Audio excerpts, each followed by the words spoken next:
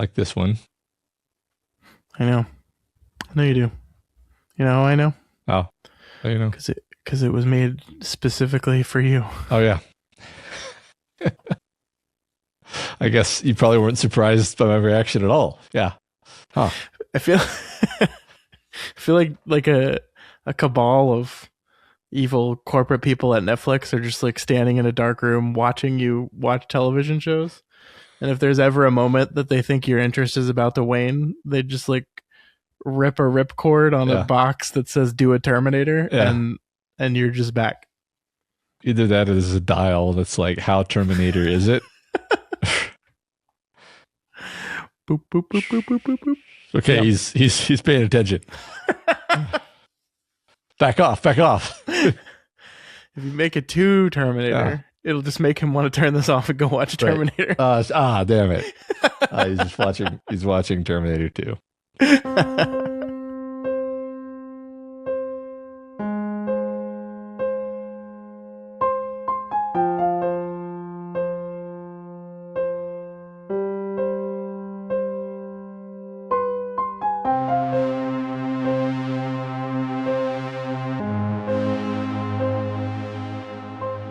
Hello and welcome to Flanagan's Wake, a Doof Media podcast traveling back in time to go to college with Mike Flanagan. My name is Scott Daly and I am your host. And joining me as always, if the ritual is all about him, then why isn't he at the center? It's Matt Freeman. Come with me if you want to live. Oh. So you just did a Terminator? No, that's what Shasta says. Oh. I get it. You did it. I'm so proud of you. I thought you were just doing alternate line readings from Terminator. No. It's a perfect fusion of the two plot lines of the story. I actually think these two plot lines fuse rather well, and I think that is going to be something we talk about. I agree. This is one of those ones where I wrote a lot of notes, and the notes are non-linear because the concepts are all tying together. Yep. This week on the show, the Midnight Club continues with our penultimate episode, episode 9, titled The Eternal Enemy. It is revealed that Sandra is the misdiagnosed patient, so Matt was wrong again. You almost had it, Matt. You gotta just trust yourself. I think I threw a lot of stuff at the wall, and among the things that I threw at the wall at one point was that it's like Sandra was the one in the book, but then I backed off because I liked the heartbreaking tragedy of it being someone other than Sandra, but no. Well, Ilonka handles this not well, and then runs to her best friend Shasta, or should I say Julia, who uses her desperation to get back into Brightcliff and complete a totally cool non-death ritual, right? It's fine. It's fine. It's a fine ritual. Everything's good. Yeah. Meanwhile, Spence is our storyteller who heads back into the world of science fiction with a magic VCR and time-traveling robots. Matt, episode 9, The Eternal Enemy. What do you think? I love it. I was so happy with the story within a story in particular, but also, you know, the A story was good. It's like, this is an episode that has everything, you know. It has the real earnest, deep, heartfelt character drama of these kids who are just going through it, but then it also has some sort of elevated genre stakes where you've got people dying in a basement, poisoning themselves, and then the story within a story, of course, is our favorite thing ever, a Terminator riff. So yeah. We're gonna have so much fun talking about that. I just, and then also, I just wanted to say there's several like little moments, or it's just moments between characters, you know, just quiet character moments that I just loved. Just really like this show. Absolutely, I agree. This was one of those ones where I think the first time I went through it, I was like, I wasn't sure about it. And I was like, maybe I don't like science fiction. Was a real thing I thought in my brain, which is a dumb thing to think, but that's where I was. On this revisit, on these preparing for this episode, I really enjoyed this one. There's still some things in the B plot that like I'm gonna annoyingly try to wrestle with, even though I shouldn't. because I think in this case the B plot is operating very much at the logic of a B movie. That's what it's doing, and it's having fun doing that. And I shouldn't need to do that, but we'll talk about that. But I think overall, I'm with you on this one. I still think this doesn't quite fit into the bam, bam, bam of like 6, 7, and 8 for me of like being my favorite run of the show. But I was very impressed with this episode on this revisit. I liked it a lot. Yeah, it's an interesting way of framing it. I don't know if it's like my favorite episode, but it's definitely one of the more purely enjoyable episodes. Sure. Yeah, so that is episode 9. It's gonna be fun. Before we get into it, Matt, before we get into the episode, I did just want to talk. We've gotten some questions from some people. I don't know if you saw this. Maybe I should have asked you to watch this before we sat down to record. But the teaser trailer for the film Clayface dropped just this week on the internet. Have you seen this? Yes, I have. Oh, cool. Good. I'm glad. So we've been getting some questions from people about if we're covering Clayface, because the Clayface movie was written by Mike Flanagan. And to those people, I say, please go check out the show schedule that is attached in the show notes of every single episode. And you will see that not only are we planning to cover Clayface, but we are also going to cover the 2-parter Batman the Animated Series episodes called Feet of Clay, which introduce Clayface and are the inspiration for this movie version of the Batman villain character. So we're definitely doing that. What did you think of the trailer, Matt? I'm sorry. I didn't know we were covering the Batman the Animated Series episodes. I'm now incredibly excited about that. You got to check the show schedule too, man. It's out there. Yeah. Scott just programs for us. I thought the trailer was quite freaky and disturbing, honestly. Yeah. The opening slow zoom on the sort of horribly maimed face is very upsetting. Yeah. I don't really know the story of Clayface, honestly. Okay. So I don't really know exactly what we're doing, and furthermore, don't know, like, is Batman going to be in this movie, or is this going to be one of those like the Joker movies where it's just kind of tangential, you know? Yeah. I mean, I don't think anyone knows for sure, but I'm pretty sure this is a Batman-less movie. Cool. So this is actually a little weird, and we can talk about this here because I think it's important that people know. So, like I said, Mike Flanagan wrote the script for this movie. That's why we're covering on the show. Now, I do want to say that is a bit more complicated than on the surface, right? Because I think basically the story of this movie is Mike Flanagan had a treatment for a Clayface movie that he wanted to make based on the Batman the Animated Series run of the character. When James Gunn took over the DC universe as president of DC Studios or whatever it's called, he read this treatment and kind of fell in love with it and wanted to do it and kind of fast tracked it because they're just like rebooting this whole universe. They haven't even done a Batman movie within the DCU yet, but he just really liked this treatment and then the subsequent scripts that Mike was delivering, that he just wanted to make this thing. And so it's happening. It's coming out this year. Unfortunately, the timing of that did not line up with Mike Flanagan's schedule. So I think Mike, when he wrote the treatment and sold them the script, it was with the idea that he would ultimately direct the movie. He unfortunately had to direct Carrie and The Exorcist and could not fit actually directing this movie into his schedule. So he was not on there to direct it. So the director of Clayface is a man named James Watkins. And so with that in mind,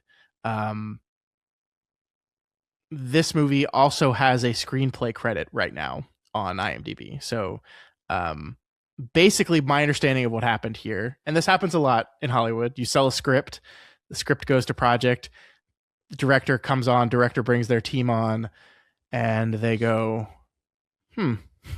think we got to change some of this stuff. So my understanding is the script has been pretty extensively rewritten from what Flanagan originally wrote. Now, how much of it is still Mike Flanagan's script? Or like, was it a page one rewrite where they redid the whole movie and just took the overarching idea of Clayface of making like a kind of body horror film out of the Clayface story? I have no idea. Only a few people know this answer, but Mike Flanagan not involved in this project. He sold the script and has not been involved since he basically stepped away because he was unable to direct. So I think this is going to be for us like an interesting activity into like when we walk into this movie, is it going to feel like a Flanagan movie to us?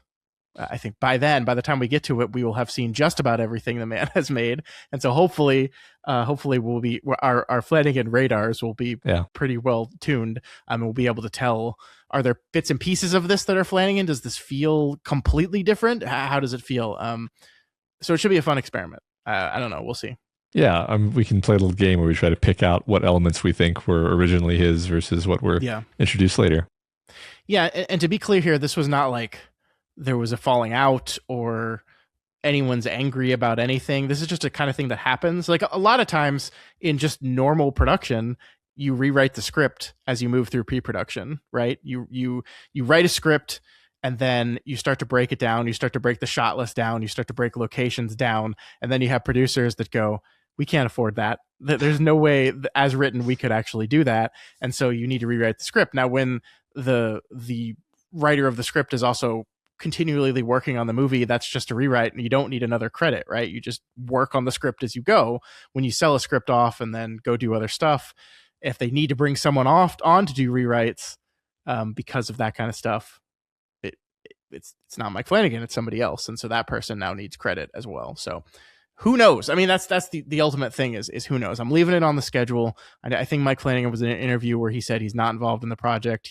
He hopes that it retains his original vision and idea for the film, but not even he knows, or at the time of the interview, he maybe has seen it since then. I don't know. But yeah, right. I'm looking forward to this. I think I agree with you. The trailer looks sufficiently creepy. I think this is a fun idea in comic book space. Like I think the thing that we always kind of envisioned in comic books was like, you can tell different kind of stories and you can do different kind of things. And I feel like the promise of that in the Marvel Cinematic Universe didn't necessarily ever materialize. Like you can say things like, well, Winter Soldier is a Soviet thriller. Yeah, we're okay, sure, but it's also very much definitely still a Marvel movie too, right? It's a, like, I don't think that fully ever materialized in that way. This seems like a way of, I mean, it was a 1-minute teaser trailer. We don't know, but seems really fucking creepy and straight up horror, body horror. I'm in. I'm totally in. Yeah, I mean, just the shot it opens with is like, oh, okay, we're really going for something really disturbing. I'm not going to be taking my kids to see this. Yeah, yeah, for sure. And it's rated R. It's going to be a rated R horror. Actually, I don't think it's been officially rated, but I think they're going for R, is my understanding. But right. Yeah, so I can't wait to watch Feet of Clay with you because I love Batman the Animated Series. Me too. And to do this thing. So yeah, we'll be doing that in September. Awesome. Sorry, I thought I had told you that. We had like a empty week in our schedule because we actually catch up to Mike's stuff before Clayface comes out. So we had like a dead week, and I was like, might as well put something in there. You might have mentioned it. We'll talk about my faulty memory later in the show, actually. All right, let's get into the episode itself. The Midnight Club, episode 9, The Eternal Enemy. This episode was written for television by Elin Gale and Mike Flanagan. It is directed once again by Viet Nguyen. It is edited by Jason Hellman and Byron Smith, and our director of photography is once again Corey Robinson. Matt, where would you like to begin with The Eternal Enemy?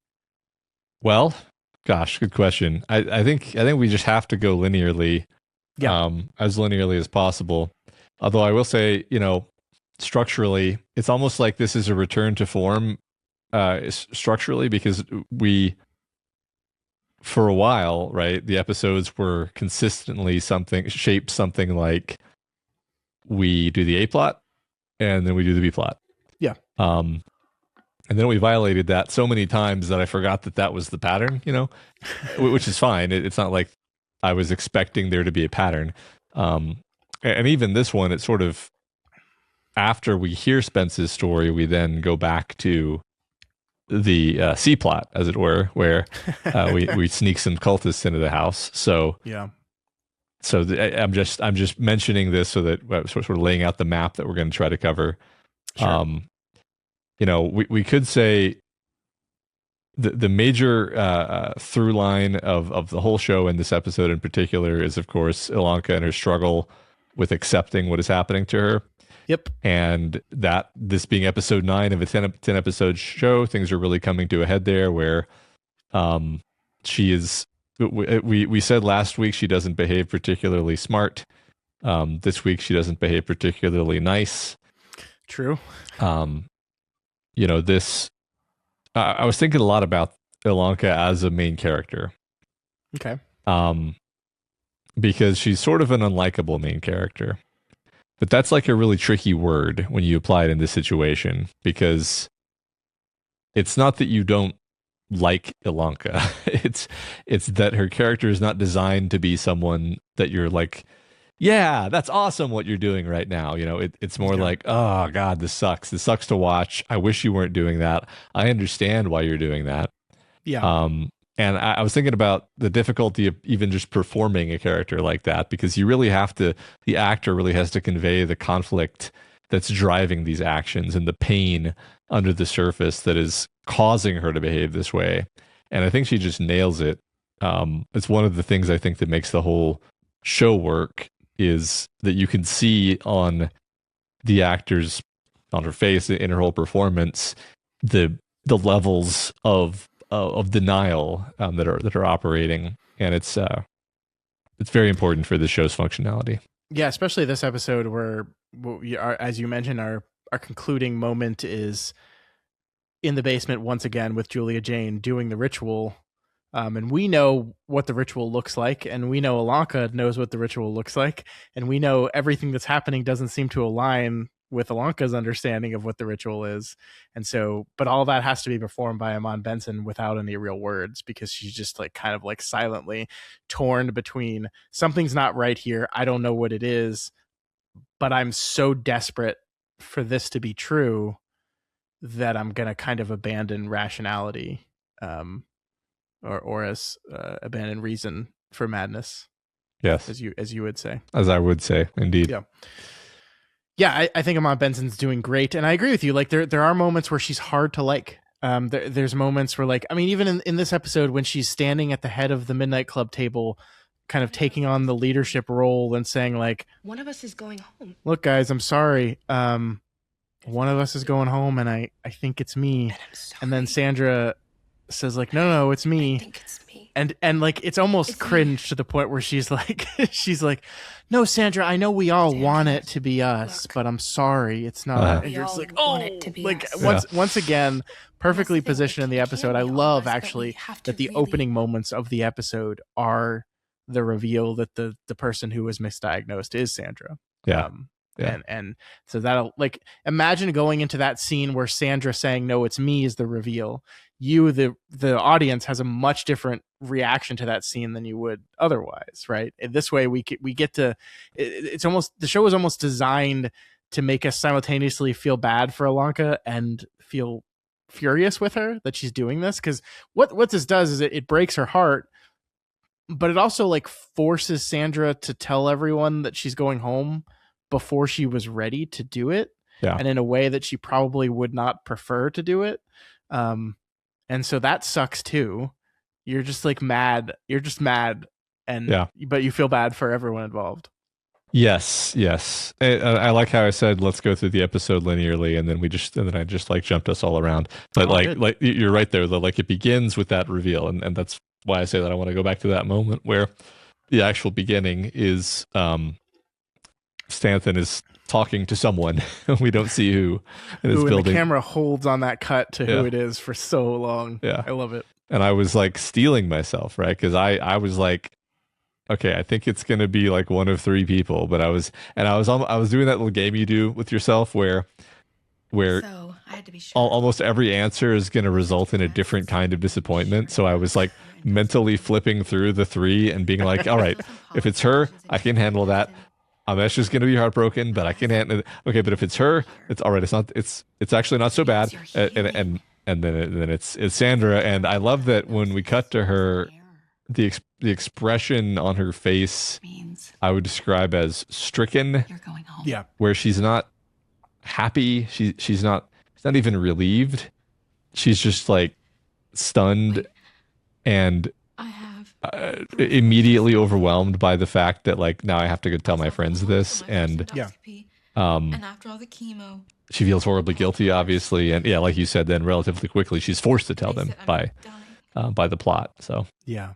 I think she's so Anara Simone, like once again, this was the person who gave the forgiveness monologue back in Midnight Mass, and we thought that was incredible. And I think once again here, just this performance is so good. I think like she's very good at cry acting. mhm. So yeah, when she says that, how am I going to tell them Jesus? What am I going to say? First of all, for her to say Jesus in that moment is like a really good bit because Mhm. she's very religious, and so for her to say Jesus like that shows how shell shocked she is. Yeah, I mean, I love how this just like the show just lets this be complicated because yeah, of course it is. Like you're ecstatic for yourself, you're guilty, you feel bad for your friends, you don't know how you're supposed to face them, you're scared that they're going to be mad at you. You're feeling all these things at the same time, and Stanton just wonderfully says like, "Hey, look, however you feel, that's right. That's right. But this is good news. Just this is good news. You are not going to die." I want to take slight issue with Georgina Stanton. Uh-huh. And if you have a person who up until 30 seconds ago was a terminal child, who was expecting to die at any moment, I don't think the platitude of like, well, we're all dying, Sandra, like just some of us sooner than later, just like that, like that nugget of truism maybe in this moment was not like the best the best thing to say to her. Yeah. Stanton, I mean, I think I agree. I think I felt the same where it's like Stanton is quite hit or miss as a, in terms of her bedside manner, I'll say. Yeah. Well, to me, it just shows that this is not a conversation she has had very often, if at all, right? Like she's very used to the conversations about, facing death, that ultimately that beautiful one in the first episode about calling it a fight is probably something that's very well rehearsed with her. It's probably something she says quite a bit to help kids through this stuff. But this part of it, we were wrong, you're not actually dying, you get to go home, is probably almost certainly not a conversation she gets to have very often. So fielding the questions from that kind of thing, because you would never say to a terminal person, well, we're all dying, because then they would be like, fuck you. Yeah. Yeah. It's interesting. Yeah. I mean, I don't know. I'm it's funny. We're on episode 9 and I'm more curious about Stanton than ever. I really hope we get some revelations next episode and that we're not saving them for season 2. Because the way this episode ends is it's fairly dramatically clear that we were right, that there's this through line of tension between Stanton and Shasta, and great history between them, but that doesn't really answer the question of like why. Well, I guess it does answer some questions, honestly, because Stanton, okay, maybe I'm supposed to know this, maybe I'm not, maybe you can just answer it. Was Stanton the owner and operator of this place when Julia Jane was a kid at the hospice? Yes. Okay. She bought the hospice in, I think, 66 or so it was not a hospice before Stanton bought it. Right. Stanton bought it. So the Paragon was here, did their shit. It laid abandoned. Stanton bought it, converted it into a hospice, and opened it as Brightcliff. Yeah. Okay. That's what I thought. So that actually clears things up for me quite a bit. And then the only remaining questions, which I know we're doing this out of order, but the questions in my mind are basically, did Julia Jane actually do this ritual in the past, or, why? Let me put it this way: why does she think that this ritual works? Mm-hmm. Because I think my theory at this point is that she had a spontaneous remission or a misdiagnosis or whatever. She wanders back in from the woods and and it's like, oh, you're cured, and she thinks, it's the magic of this place, or maybe it's not even that she's cured, because I was thinking a lot about the fact that she still wants to do this ritual, right? And that was really big on my mind. I was like, why do you want to do the ritual so badly? Because the ritual is clearly for her, right? The blood is going on her head. She's at the center of the thing. Yeah. And she's not elderly. She's young, actually. Mm-hmm. She seems healthy, but that doesn't really mean anything. So I was like, maybe it's just that the cancer has come back for her. And she's desperate to cure it. She, in her mind, to use the magic of the place to cure it again. Sure. Or maybe she's been fighting it for a long time. Yeah. And that to me, that all makes sense to me. But I admit, like 80% of what I just said is kind of me just connecting dots in my head. So no, I mean, I think it's a worthy conversation to have. And when we get to the scene where she reveals that she's Julia Jane, I think it is worth talking about, like, how much of the things that she says is manipulation? How much of it does she really believe? Like, it's pretty clear to me that she believes everything she says about the magic and power of this place. Like, she believes that. But how much of the other things she does is manipulation and deceit and control and whatever? Because there's certainly a lot of that in Julia Jane as well. Just want to give you credit for, in the nick of time last week, swooping in and making that prediction. Yeah. Apparently I had said that to you before off air, and yeah, you did. In a Discord message or something. Right. And you just didn't make a big deal out of it. And then I forgot that I didn't say it on the show. So I had said it, I had thought of it previously. I don't know when I thought of it, and I can't prove it, but anyway. You still got it before the reveal, so yeah. You're good. You're good, man. That's all that matters in life. I did have a thought. Speaking, we're still in this Sandra scene at the very beginning. So one of the things that Stanton says to her is, "Hey, remember that extra test that we did like a week ago? Well, it showed this," and it got me thinking. We don't get to see like the daily life of these hospice kids like that much. Like, we don't get to go through the day to day. We don't know how much they're being tested, how much they're going through treatments and things like that. We don't get to see that. It made me wonder if Ilonka even had any like additional tests recently that they would have been able to show that her cancer is gone. You know what I mean?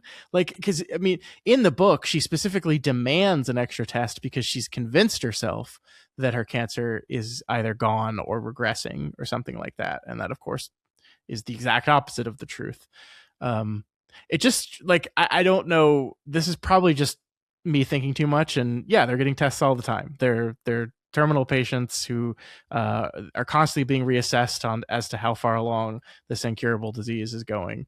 But there was part of me that was tickled by the idea that she just assumed that the doctors were saying she was cured, even though no test was done post ritual. But she's just so absolutely convinced that it's her that she's not going to listen to any bit of rational logic to this. Yeah. Yeah, you're right. That's the kind of thing where when you say it, it seems obvious, but maybe in Ilonka's mind, she's just like, it must have been some other test that they did, months ago that they've rechecked or something. When you're in that state of desperation, you just make up a story like that, right? Sure. Yeah. No, for sure. But then we get a pickup of how our episode ended, our cliffhanger, Matt, with Kevin and Ilonka talking about their folie à deux, their shared delusion of this man and woman.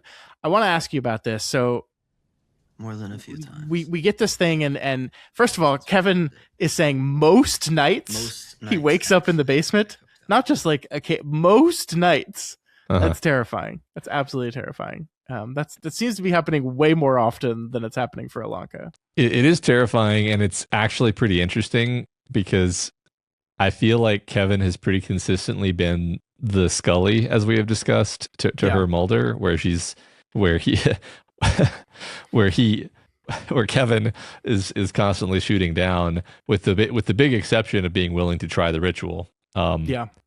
And maybe in retrospect, that is why he was so, okay, let's do it with the ritual. Yeah. Because he, in the back of his mind, he knows there is something weird going on here. Yeah. Makes sense. But yeah, I mean, it also, on the flip side of that, Kevin is constantly trying to convince himself that he's not seeing anything. And so he's trying to shoot this stuff down as just his meds or whatever. But something is going on here with these two old people. And interestingly, what we've been told is that Ilonka is seeing the woman more than the old man, the smoking man. And for Kevin, it's the exact opposite. For him, it's almost always the man. And he hints that he has seen the woman before, but only in like flashes. Ilonka only sees the man in the mirror, right? Yeah. So it's almost as if, well, let me just let you make the mental leap, and if you don't, then I'll say it. I'm failing to make the mental leap. Okay. They're being possessed by one of these, but it's the opposite one possessing them. So it's the woman that's possessing Kevin, and it's the man that's possessing Ilonka. Gender swapping them. That's okay. I think one thing is like I can't think of any strong evidence of Ilonka being actually possessed. No, but perhaps every moment that she's in old creepy hallway times and sees the woman. I see. That's what's going on, right? Yeah. That's because she sees the woman because she is the man. Okay. Yes, correct. She's not seeing the only time she sees the man is in the mirror because she's Now, the interesting thing about this is the thing we have to remind ourselves about is this started before she got to Brightcliff, right? These ghosts are presumably attached to Brightcliff. Maybe they're not. There's a bed down in the basement. Kevin keeps going down into the basement. He ends up in this bed sometimes, he says. He even wakes up in the bed, which is, God, fucking terrifying. Poor Kevin. But this happened to Ilonka before any of this, right? This happened to Ilonka right as she was getting diagnosed with her cancer. So not necessarily directly related to Brightcliff or what's going on at Brightcliff. Right. I mean, the thing it reminds me of most strongly is the beat from the novel where it's all about reincarnation and the idea that Kevin and Ilonka are these kindred spirits, these this pair that is destined to always kind of be together but also kind of never quite manage to be together, sort of poignant doomed romance thing. Sure. And in fact, I don't know, spoiler for the end of this book, but doesn't the book end with like a science fiction thing where it's like, and then they're on a space station together, something like that, right? It does. Yep. Yeah. So, the idea that maybe this is their previous incarnation is what I'm reaching for here. Sure. No, I like that. But even if that is the case, we still don't know who these two people are. Yeah. And I mean, I think it is pretty clear that this is specific to the two of them, right? Because they call this midnight club meeting. They say, all right, let's all talk about the strange hallways and the strange old man and woman we've all been seeing. And everyone else is just like, no. Yeah. It's actually funny on a meta level to me because we've talked before about how annoying it is when there's like a big setting mystery in a show or movie and no one says like, hey, I've been experiencing some weird shit. Anybody else? Let's talk about it. They all just keep it quiet to themselves, and then that's how things are able to progress. Yeah. And this time the show does call that meeting, and everyone's just like, nah, I think you're crazy. Sorry. Yeah, they say it's a Folly à deux. Yeah. Which a Mesh knows because it's an X-Files episode. Yeah. And X-Files episode written by Vince Gilligan, Matt. Oh my God. Yeah. I always forget that. And now everyone knows what that means because of Joker. Unfortunately, only 7 people went and saw that movie in the theater. So yeah. But we all saw the trailers though. So we did.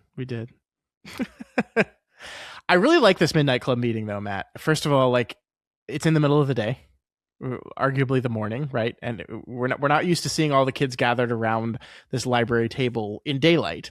And there's something really interesting the way when the director shoots this, to me, it's like a very like it's almost as if the camera is put in where Anya's position at the table was. It's the opposite of the table from Ilonka. And once again, lens usage, it makes like the table feels very big and very long, and it feels like the table like starts to move like almost diagonal to itself via the distance. And so it's like you have these three people on either side flanked on this long table all looking at Ilonka. And I think that, especially when we start turning on like the cringe and the embarrassment and the Ilonka of it all, that really I think helps accentuate the feeling of those moments for me. Yeah, I like that. The table does feel unusually long. Yeah. Matt Natsuki introduces the concept of Atoshi no Tabure Hito. Sorry, I probably said that wrong. A gears eater. Is that what we got going on here, Matt? We got a gears eater? I don't think so. I think that's a red herring. I think that's what I was thinking, but that was close to what I was thinking before. So not okay. So before in a previous episode, I definitely said something like the magic of this place might have something to do with the fact that you bring these young people here who are dying and some evil malignant vampiric force is harvesting them. So I did say that. That's basically exactly what I said. Mm-hmm. But I don't think that's what's happening anymore. Yeah. Now that we're almost at the end, I'm going to withdraw my prediction. Well, it is interesting that the show, especially in this episode, and even in the scene, is kind of like systematically dismantling every bit of possible supernatural stuff we've seen, with the exception of the old man and old woman visions, this shared thing. Again, there is something going on there, but the ritual didn't work. We know it for a fact, right? Sandra's cancer was already getting better before she even did the ritual. The tests that prove that happened before the ritual. That was me on the intercom. You were talking about The voice through the intercom moment we get revealed here, that was just Sandra too. She did that because she was worried about Spence's faith and wanted to, reinstill his faith. That's a real Father Paul found a new mouse moment. Yeah. She doesn't even mention the sheets in the basement, but come on. Yeah. It's definitely her too. Right. I was waiting for her to confess to that, but no. Yeah. Yeah. And then at the end of the day, like, I guess we don't technically get to see Julia Jane's blood ritual and if it would have worked or not. But I think that what the show is doing is it introduced, like, there was a point in the show, Matt, where we had like 7 different like supernatural things all occurring at the same time, and we're like, what is going on? There's a lot of stuff here. I think Anya's like creepy shadow thing, could easily just be written off as like her visual manifestation of feeling hunted by death. With the intercom we already talked about. So all these things are kind of, I think, being dismantled a bit at a time. And so like what is actually going on here, what isn't, I think is starting to culminate a little bit here. Mm-hmm. I wonder if we discover that the original owners of the house were like a really old couple who died tragically or something like this. Yeah, could be. I think I can't remember. It's Stanley, right? It's the name of the guy who founded the Stanley Hotel. Mm-hmm. He just reversed the names. I can't remember what his name was, but yeah. Because there's the repeated beat of the old woman saying, "I'm so hungry," and this sounds super sinister when it's a ghost, right? And this idea of them being the year eaters is planted. It's like, oh, she's hungry for your time, and she's gonna suck your life force. But now I'm considering, what if she's just a ghost and she's just really hungry because she died of hunger or something really sad like that? And I mean, I mean, and she has horrible cataracts, right? Like it's first Anya being like, oh, she's got these terrible milky eyes, and then Kevin is like, yeah, those are cataracts. So like an old woman who can't see very well, husband is caretaking her, and maybe he dies first. She can't also find her way around. Yeah. I was thinking something along these lines, like make it that just seems so much more like the direction that that a Mike Flanagan work goes is like it's actually just horribly tragic and grounded and human and sad. Sure. So, yeah. Yeah. So Sandra doesn't do well with being forced to reveal this stuff to everyone. And again, Matt, I love the complication of this character. I love how she feels so bad being the one to tell them this. And I love, she says this line here. She says, I gotta go and I gotta start it all over. The tests, the hospitals, like all of this. I have to start all this over because she says, I have some other GI thing that they haven't figured out yet. And so this, like, it's almost like there's excitement at the fact that, hey, I'm going to live, but there's also like exhaustion at the fact that, like, now I've got to figure out what it is that I do have. I have to go through this whole process again. And you just like feel the exhaustion in her voice as she says that, like, now I got to start this all over again. And it's like such a complex layered mess of emotions and feelings when something like this that is objectively good happens to a person, but people are not simple. People are complicated. And I love how this is depicted. I'm sure it's hard in that situation to really believe like you're not going to die now. Cause I think I'd be tempted to be like, well, maybe it's something else, but this something else could also be really bad and potentially fatal. So sure. Yeah. Can't really relax actually. And how absolutely devastated would you be if you go through this whole like, oh, thank God, only to have it be something that's going to kill you. Yeah. Anyway, that'd be awful. Yeah. But yeah, she can't contain herself. She gets up and she walks out of the room, and nobody follows her. Yeah. And there's a brief moment when Ilonka gets up and walks out of the room. You're like, oh, good. Ilonka's going to follow her and talk to her. Nope. Yeah.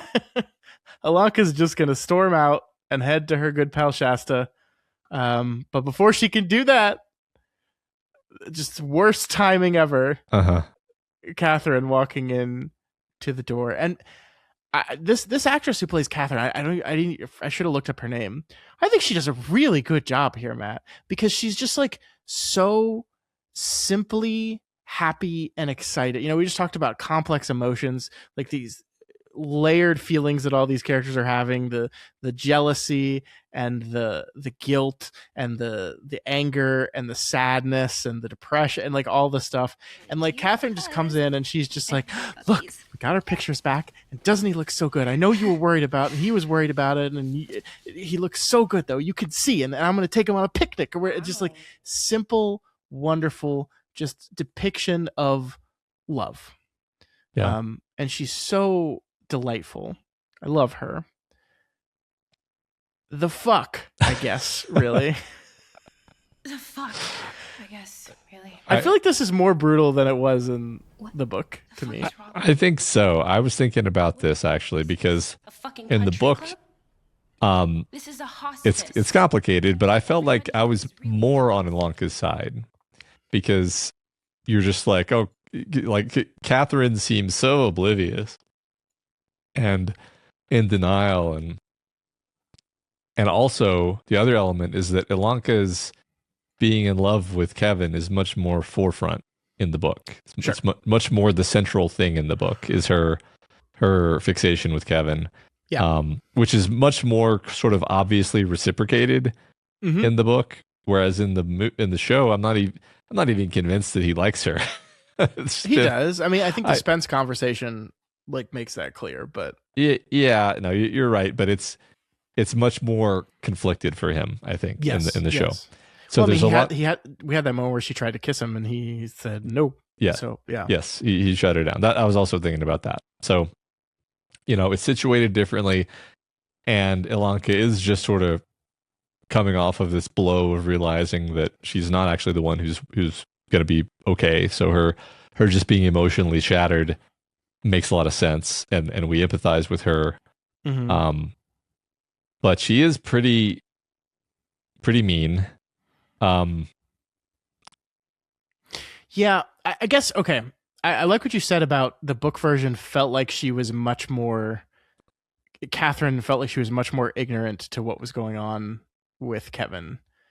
I didn't feel that as much. And I know I just talked about how she's like simply happy and yada, yada, yada. But to me, that doesn't feel like it comes from a place of show Catherine of like ignorance or unwilling to accept the reality of the situation. For me, it's just like, I love this boy. And I'm happy and I want to show him a good, happy day. And that's what I'm thinking about. Right. And so, and maybe it was just because the book version, we're seeing it through Ilonka's eyes, and this is what Ilonka believes. And so Catherine in the book comes off this way because of the perspective of the person that's seeing her. I think that's totally it. Because you look at this picnic situation and you're like, and Ilonka's, tearing into her, and you're like, well, what else do you want her to do? Like, sit around and cry with Kevin? Like, she's bringing, like, Kevin might not like feel in the mood to go on a picnic, but he'll probably be glad to go on a picnic. Somebody wants to take him on a picnic. Sure, why not? What, like, get out of the way, Ilonka, Yeah, I mean, like, it's definitely true that like the prom made Kevin uncomfortable in a way that he could not totally talk to Catherine about, right? Like we had those moments of everyone saying, oh yeah, my grandmother died of cancer, and like the pity party that everyone put on him, and the feeling that he didn't look good and all these things was very difficult on Kevin. And maybe it's true that Catherine did not fully recognize and realize the depth of that. But how is she supposed to? Like, this is not a thing that she's like, you're absolutely right. She's like a girlfriend. She loves him and wants to make him happy. And she's, what do you like? What is she supposed to do? Kevin is not being honest with his girlfriend about the way he feels, what he's going through. He's not talking about his insecurities. And part of that is just because she can't understand. This is what's unique about this group of people, is all these people are probably some of the only people in the world that can fully understand and empathize with those feelings that Kevin's having. So then the argument becomes, well, maybe you should just break up with her, because it's like, if her choices are have her do this stuff that puts pressure on me to feel like I have to be this old version of myself that is not sick, that is not exhausted, that is not very uncomfortable and embarrassed by my situation. If that's all we can do together, right? Or maybe just like have her come to family day once a month and just cry with me for 45 minutes and then leave. It's like, what are we doing? Like, what is the point? And I think that's part of the Spence conversation, is what is the point of all this? It's making me realize how much this version of Kevin is different from the book version of Kevin because of this specific thing, the specific element of the wicked hat, and how Kevin feels like he has all these things that he wants in life that are unacceptable, that he has to repress and deny, and just I mean, his attitude at this point just seems to be like, look, I'm going to be dead really soon, and then this way I'm just going to keep doing what I'm doing, and that way no one will be disappointed, and I'll just die, and they'll never find out that actually this is an enormous burden, and I don't enjoy any of this, and I don't want to be with Catherine, and I don't want to be who my mom thinks I am, and I don't want to be playing all these roles. This is not me. I'm being the wrong person. I feel like an imposter. I feel like a secret serial killer in my heart. But I'm just gonna keep doing it because I have to.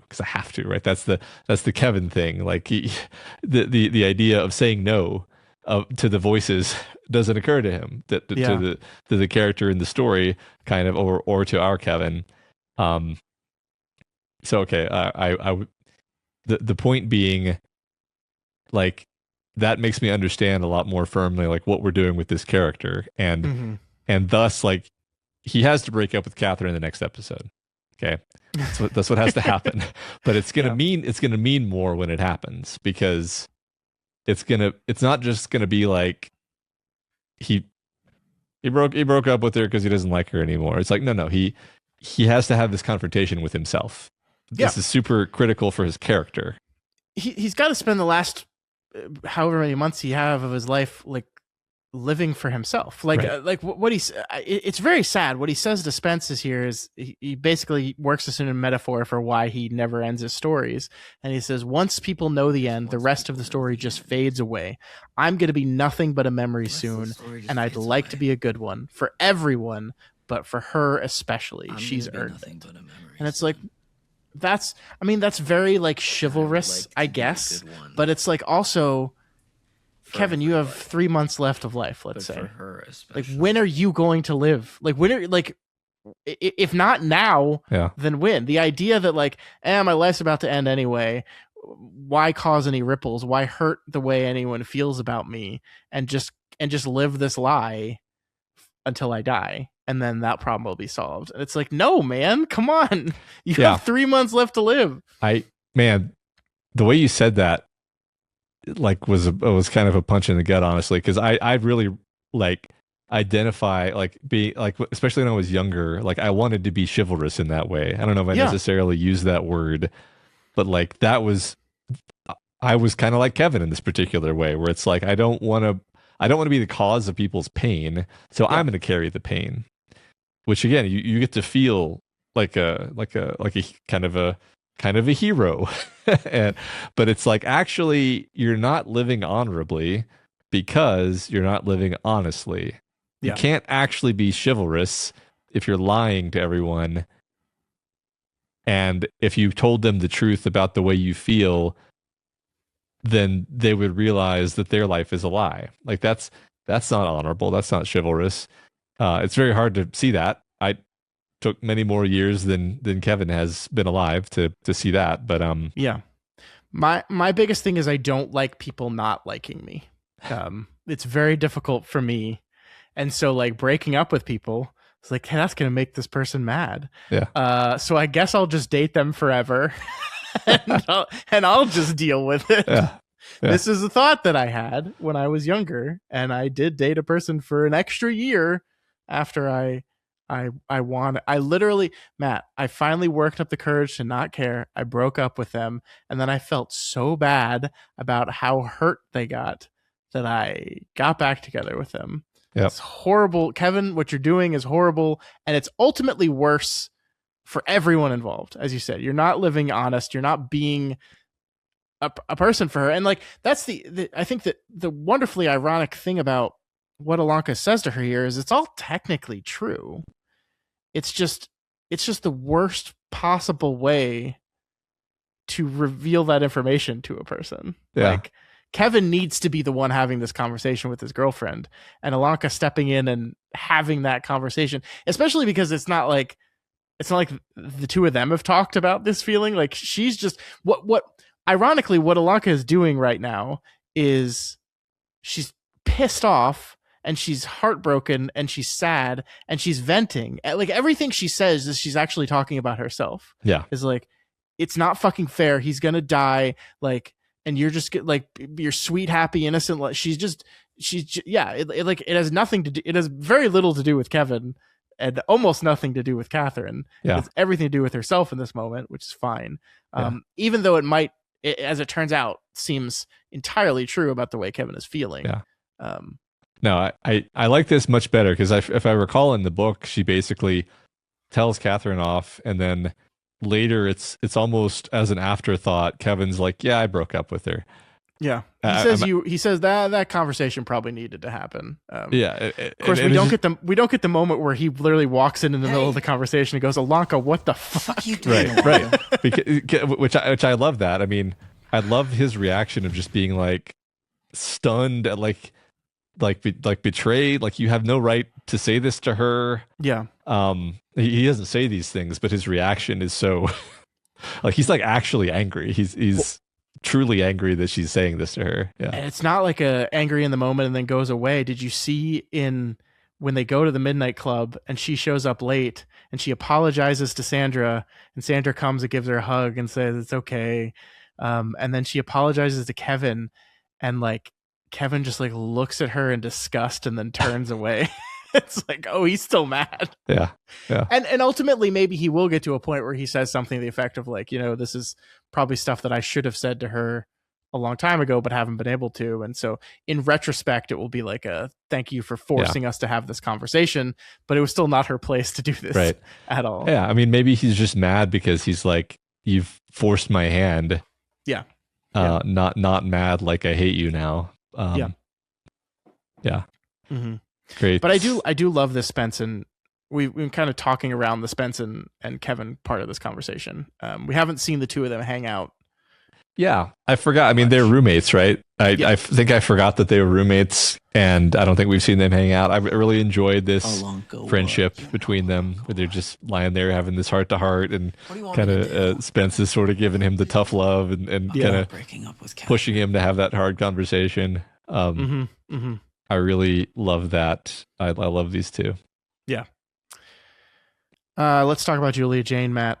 Let's talk about the Julia Jane reveal. So Ilonka rushes down to her friend for her friend to tell her it's all going to be okay. And that is what happens. I just want to say once again, these fucking good humor cult people, the show is so creepy in how it depicts them. They never say anything. Ilonka shows up and she's crying and she's like, I need somewhere to go. I need somewhere to stay. I can't go back there. And Shasta / Julia Jane just goes, India, make up a bed. And India just like silently like walks by without saying anything. And then later she's in the little cabin room and someone's bringing her food. And the person that brings her food just like silently drops off a plate or picks up the plate and then walks out. They don't say anything. In fact, I think the only words we've heard these cultists say in the entire show is when they're drinking the poison at the very end of the ritual and said, "For you, goddess," or something like that. That's like the first time we hear them say words. It's so creepy. And I think we'll get to this more when we talk about Spence. I think there's a lot of intentionality here in the way the show and the edit of the show cuts back and forth between Ilonka talking with Julia Jane and Spence being brought by Mark to the community of gay people. Like we cut back and forth between those scenes a couple times, and it's two lost young people kind of looking for a home, looking for a community. And the difference between the two of them is so stark, right? Spence is like filled with like love and acceptance and like humans being human and and like joking around with each other and playing games and having fun. And then the good humor version of this is just cold and dead and life and it's like ugh. Yeah, cold. It's this creepy cold. Yeah. I mean, speaking of inhuman, like I want to cut of that shot from last episode where the camera shows the cult members and they all just like turn their heads to look at her, and I want the T-1000 like sound to play over that, because they're inhuman. It's creepy. I don't know that I need the answer here, but it does make you ask questions where you're like, how did Julia Jane end up in this situation surrounded by these people who I think are knowingly sacrificing their lives for her? I mean, that's an interpretation, but it seems like it. It's very unsettling to think about. Yeah, I mean, you can kind of see the work that she's been doing on Ilonka throughout 9 episodes. You can maybe just make the logical leap that this is how she has sucked all these people in, because she's very, I mean, and that is, I think, now that we have the full scope of who Shasta / Julia Jane is in this episode, we can see just how much of this was manipulation, right? Because by the end of this episode, we get to see that she's perfectly willing to kill this child to get what she wants. Yeah. Perfectly fine with that. And so looking back on every interaction and everything she's done for her, it was all just manipulation to get what she wants, to get where she wanted, which is back in the house. She's been trying. I love that mode of like, we've volunteered, we've give donations, generous donations. And it's like, you're just desperately trying to buy her way into this house. Yeah. And Stanton is like, no, definitely not. Like, she even frames it as like, we're choosing to respect their decision. It's like, no, you're not. You just can't get in. Like that. Yeah. So, I just had a thought that I want to say so that I get credit if I'm right. That the idea that Julia Jane wandered out into the woods and then came back, it's like, well, probably she was just in the basement for a prolonged period of time, actually. Mm-hmm. Anyway, just yeah, could be. Yeah. So like, even like what I love is even the reveal that she's Julia Jane, right? Like even that is just another bit of manipulation. Like it's like that's like a trump card she had that she could play at the moment that Ilonka's faith started wavering, right? Mm-hmm. It's like, I can keep this in my pocket because I know Ilonka has fully bought into this magic stuff. And so I can keep that in my pocket up until the point that she loses faith, and then I can play it. And that's exactly what she does. She even says it is like, why did you tell me you were Julia Jane earlier? And she said, I told you when it was time. From a certain point of view. I told you when I needed to. I told you when I felt that I was losing you and I needed to get you back under my fold. It's awful. And it's like, so when she's talking about like she's giving her pass, right? Like she got out of there, she went out and lived her life and lived hard, and then she was drawn back to this place because she wanted to share her miracle. I think she says, I wanted to give back some of that healing energy into the world. And my question for you is, do you think that's real too? Like, where does the bullshit of Julia Jane end and the realness begin? I think she just doesn't want to die. I think it's almost all bullshit. I think she's just terrified of death. I mean, it's like you construct a story like this. We talked about her and Stanton as being two poles, you know, a dialectic for the sake of the theme being arbitrated via the story. Sure. And she is the one who just wants more life at any cost. I actually do think that she just sucks the maximum amount. She's just bad. Or I mean, in this understandable human way where, look, we all don't want to die, but she doesn't want to die to the extent that she's willing to sacrifice everything else for that priority. Yeah. And then Stanton is the other end of that, where it's like, hey, I see where that leads. I see the consequences of that attitude, and actually, it's literally better for everyone, including the person who's going to die, if they are able to live out their days in respect and love and belonging. And that is in fact the best we can do. Especially since like we have no reason to doubt that she believes that this ritual will work, right? So the idea that like you can almost see in her mind, she's like, I'm about to kill a child to accomplish what I want.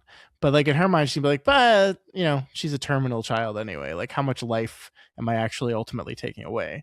But the flip side of that is, well, if you believe the ritual works, that you could just sacrifice your life to save this child, right? Like all four of these people could sacrifice. Like if you're fully bought into that this is a real thing that really works, that if we do this, if we drink our poison and all die, then the one at the center will be cured. Of course it's not for her. So yeah, it's ultimate selfishness.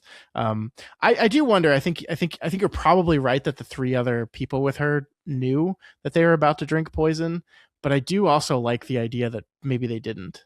Maybe they were just as bought into this thing as Ilonka was. Maybe she's recruiting sick people, right? Maybe this is people that are sick that she's promised this kind of stuff to. I don't know. Maybe she's told them, you know, you'll get eternal life through me. Some, you know, tell them their own individual lies. Yeah, but I like what you said. It's fear, right? I mean that is if there's a unifying theme of this episode across all of it, it is fear and the way fear drives us, or to the way fear drives us to either change the way we behave or to desperately try to eliminate that fear at all costs. And it causes people to do terrible, desperate, awful things. And that's kind of what the Spence story is ultimately exploring as well. Yeah, that's a good point. It does connect really nicely with the Spence story. Mm-hmm. But the other thing that connects really nice is, like we said, this compare and contrast of these two communities. And I adore the scene with where Mark takes him to meet his friends. I really like this. I like every bit about it. I like the detail of it, how these people are clearly been friends for a long time because they have their like own in jokes and stuff. One of my favorite little bits that almost goes unremarked on, Matt, is he's introducing Spence to everyone in the room, and then he finishes it off with Lisa. And Lisa. And there's no reason for him to say it that way, but you just see Lisa in the corner go like, what was that for? Yeah. It goes totally unremarked upon. Yeah. I love that.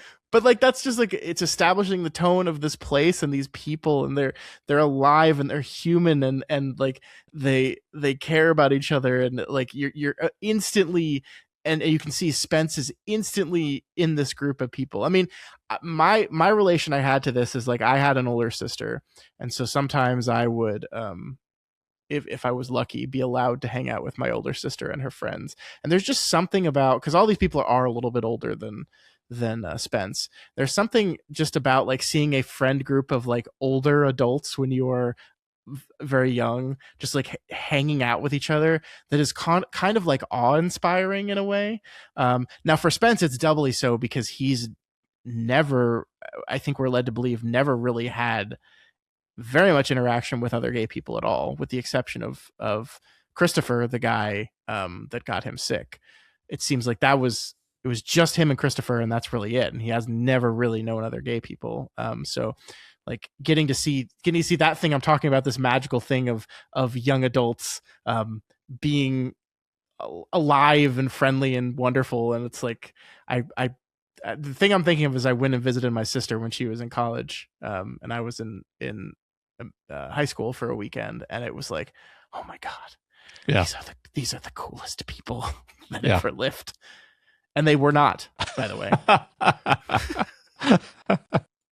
But you still remember it with this glow, I'm sure. Yeah. Like you were visiting the elves, your Sam Gamgee visiting the elves. Yeah. No, I understand completely. I mean, I didn't have any older siblings, but I anytime you're around older people as a teenager, you're just like, oh my god, I'm learning all this secret knowledge of how people really are in the world. Yeah.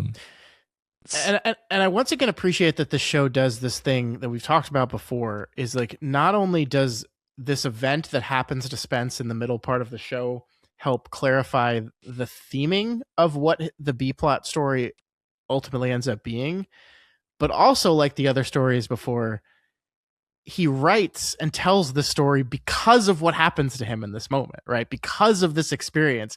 This experience allows him to realize something about himself that he then can express through the story he tells to the group.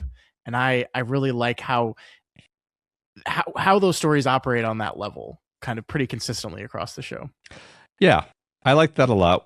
I think I said earlier at the beginning of this discussion that this is one of the more straightforwardly enjoyable episodes. And one of the reasons that's true is because Spence is not in his story wrestling with some horrible truth or coming to grips with some awful thing. It's actually just him expressing this beautiful thing that he has just realized. Yeah.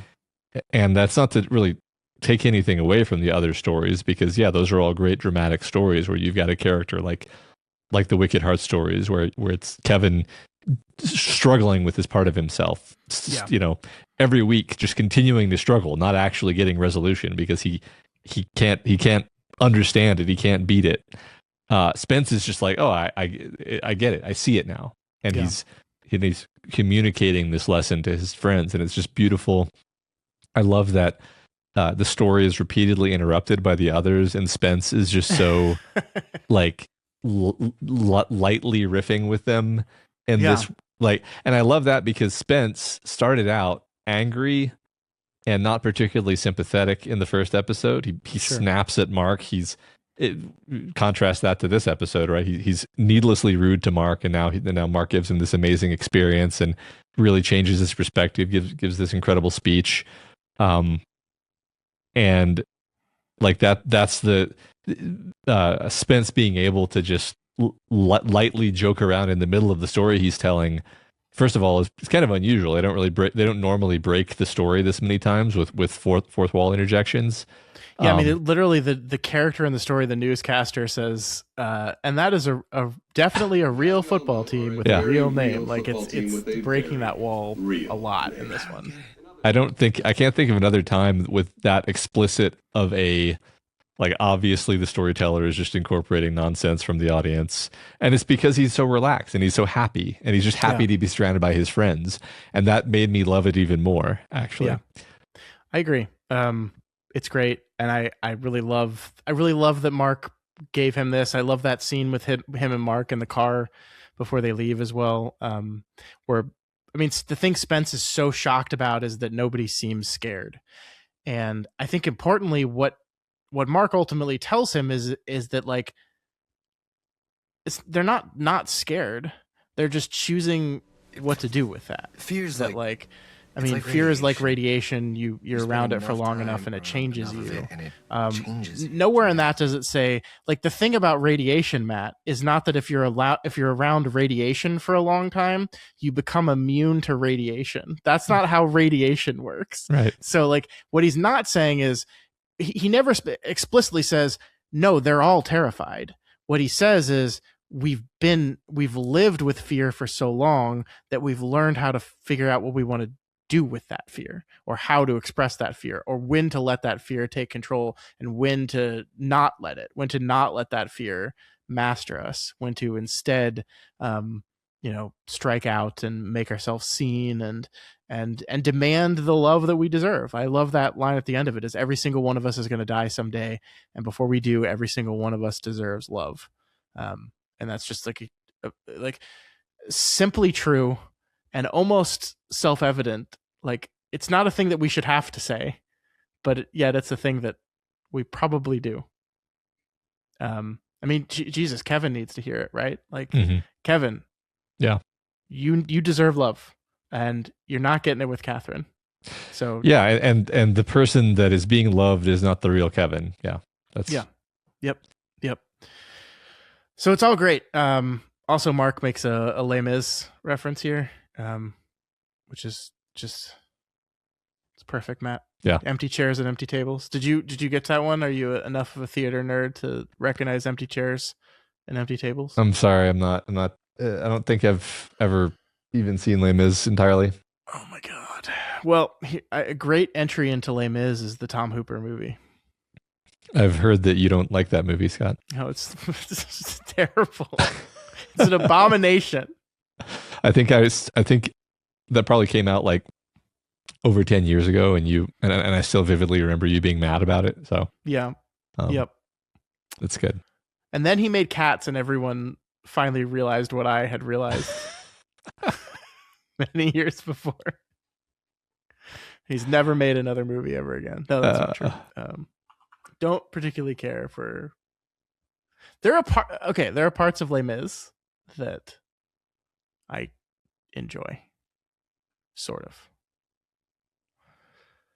I actually think it is the last movie he made was Cats. It's over after that.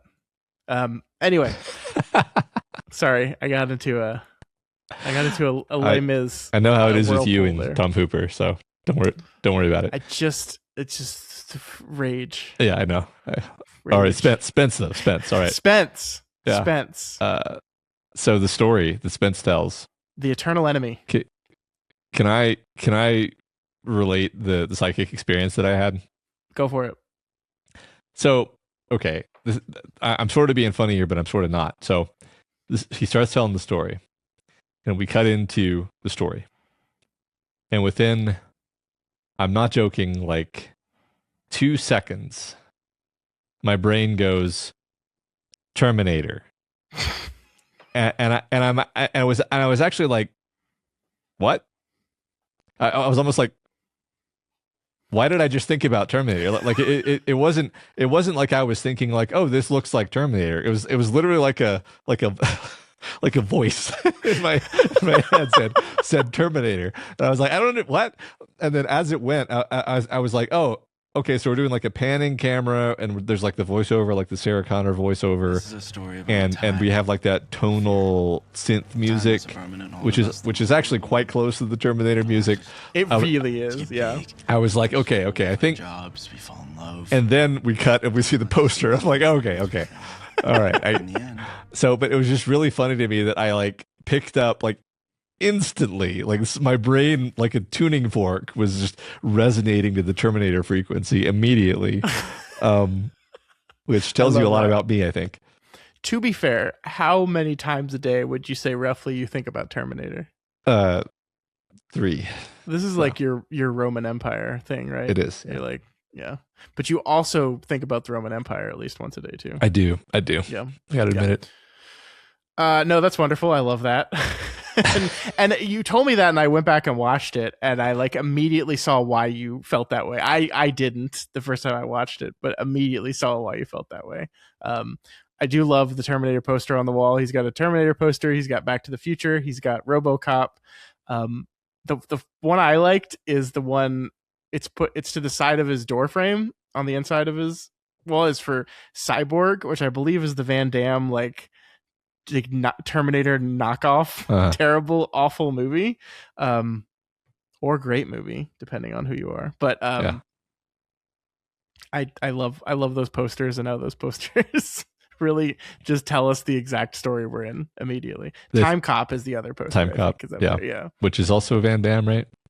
Yeah, So yeah, and then the whole episode, by the way, is shot in this James Cameron style, right? Like it's. I don't know if it's. I was trying to figure it out, like what is it that they did exactly, right? Because I know it's the music, okay, that the music is pretty obvious. The way that the camera pans sometimes, some of the shot choices felt more James Cameron.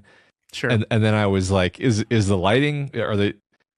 I mean, James Cameron does some very stylized lighting. Yeah. I don't think this episode was as stylized, but maybe it was a bit more stylized than usual in kind of a James Cameron-y direction. I felt like Rel's dorm room, especially with like the two lamps on either side of the window, really give this very like soft, like yellowish red lighting that reminded me of, I mean, the scene where Kyle and Sarah Connor bang, to be honest with you. I think it's all there. Yeah, because he's very fond, like harsh blue, harsh, yellows, right? Like the light will be very, very monochromatic. And I wasn't sure, like maybe lenses, but I don't really know how to tell when lenses are doing things. So well, one of these days we're gonna learn what a lens is. I mean, it's gonna be really cool. Yeah, I'll just say probably lenses. Yeah, I'll throw that in there. If you ever don't know how something in a scene was done, just say lenses, and you'll probably be right. Just as both of us are great James Cameron fans and Terminator fans, I just really enjoyed the homage, I guess, to the Terminator films that we received here. Yeah, it's delightful, but it's like it's a Terminator homage in like a fun like B-movie Terminator knockoff kind of way, where it feels a little cheaper. The special effects like feel like intentionally kind of hokey. Like when you cut to Rel's like nightmares where he's imagining, like he's remembering his construction, it just feels a little bit B, and I think it's supposed to. I think that's what they're going for here. Yeah, I think so. Yeah, it's great. I love it. I love okay. So first of all, he's reading the Dead Zone in the Common, which is perfect because that's about a guy who can see the future and tries to do stuff about it. But there's also tons of other little details, like they're playing Mega Man X on the TV in the common room, and that is very 90s. That brought me back. I love me some Mega Man X. There's so many references. Yeah, chock full of this whole thing. Like I did not go to college in the 90s, but it just feels to me like this is, if you put college in 90s, in my experience of 90s, this seems right in there. We went to college pretty dang close to the 90s, and it was quite close to this. I feel. Yeah, it's slightly better game systems, but pretty close. Yeah. Mm-hmm. Mm-hmm. I also just like the detail of this ends up being a main plot, but when it's introduced, the idea of like, oh, got to record this movie at 3 a.m. on my VCR because that's when it's played on the movie channel is just so quaint and lovely. And the good old days, Matt. Yeah. Good old days. Imagine we didn't thinking have everything at our fingertips. Imagine thinking you had recorded a movie and then you go to watch it and you didn't. Just think how upsetting that would be. I don't have to think about it. It happened. It happened. I'm so sorry. No. So sorry to hear that. Sometimes VCRs don't work the way they're supposed to. Did you record the future? I did not, unfortunately. Oh, okay. What a fun idea, right? Like that's such a fun idea. Like it's playing in a lot of familiar tropes about like people. It's like early edition, but with a VCR essentially. That's such a fun idea for a story. Yeah. Also reminds me of the pink Amazon Kindle. Oh gosh, what was it called? I forget what it was called. What? Yeah.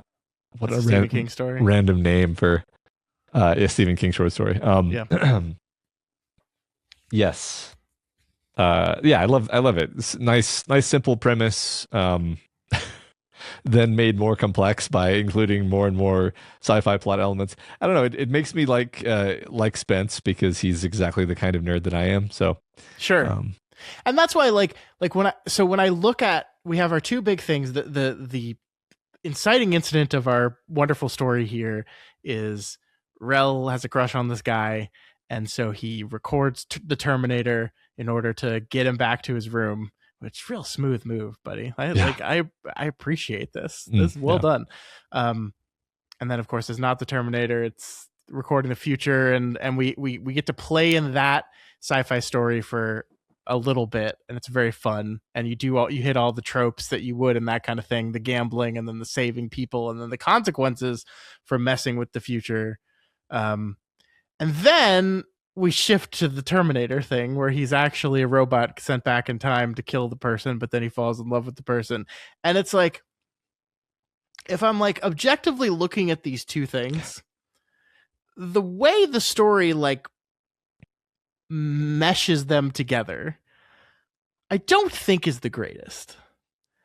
So I don't think you're wrong, but I think I think that I was reading this story on the level of Spence is having a silly old time and he's in a really good mood, and so he's telling a bit of a overly elaborate Terminator story, and fundamentally like the part that connects better with the overarching plot is actually the Terminator plot, because it's about it's about being broken, but then owning that and saying I'm not actually broken.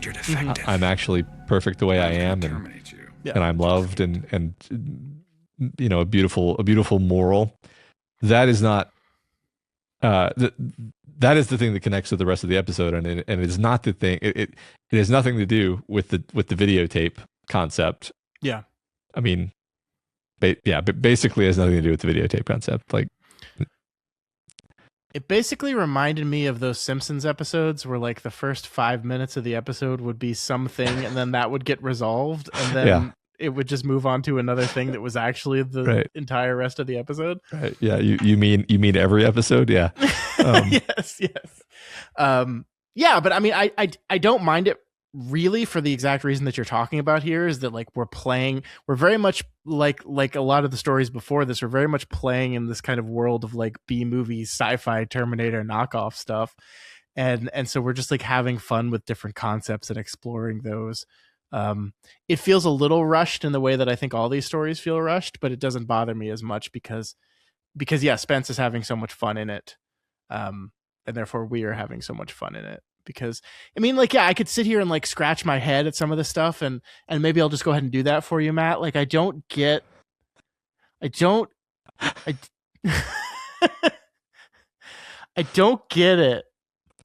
So I get the metaphor, obviously, but like, so Chris goes, visits his mom. Rel uses the VCR. Of course he can, because I like that line a lot. We can't help our nature.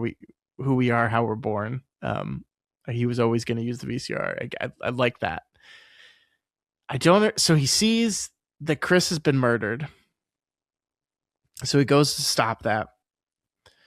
And then the older version of him comes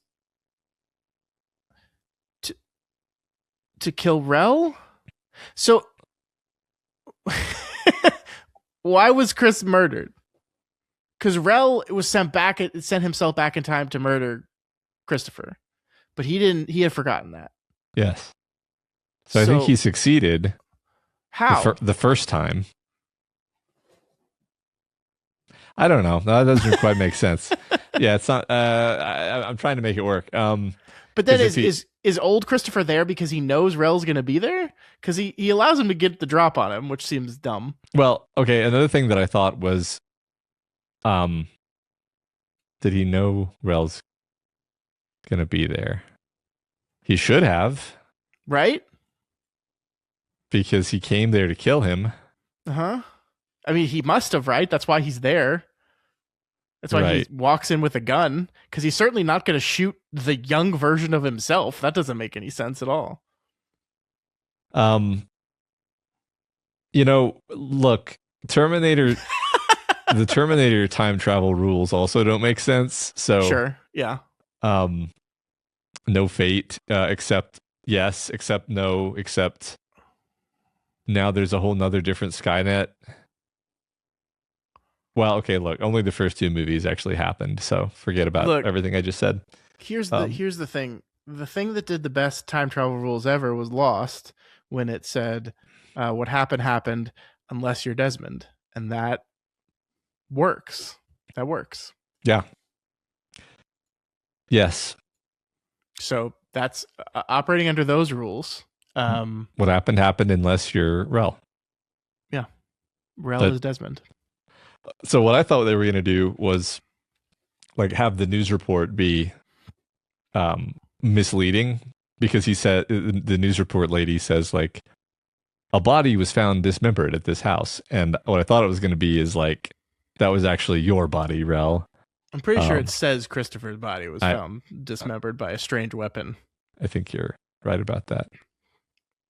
I don't know, man. It ultimately doesn't matter. Like, this is the kind of thing I could like get all bent out of shape about, but like I ultimately don't care, because as you said, the metaphor of this all lands so perfectly. This idea of, I am not defective. Yeah. And I love like defective here is I think working on a lot of levels, right? It's working on the level of he is a gay man in a world that still doesn't really accept those people and see something wrong with them, that like, if you need me to die so you feel a little less afraid, whatever, you do you. I'm not defective, you are. Right? That is very much a statement of like, I am not the problem here, you are the problem. But I also think it kind of works at the AIDS level as well. Like the people treat him, and I love you anyway, because he has AIDS. They treat him like a person who is broken, and like, you're already ostracized because you're gay.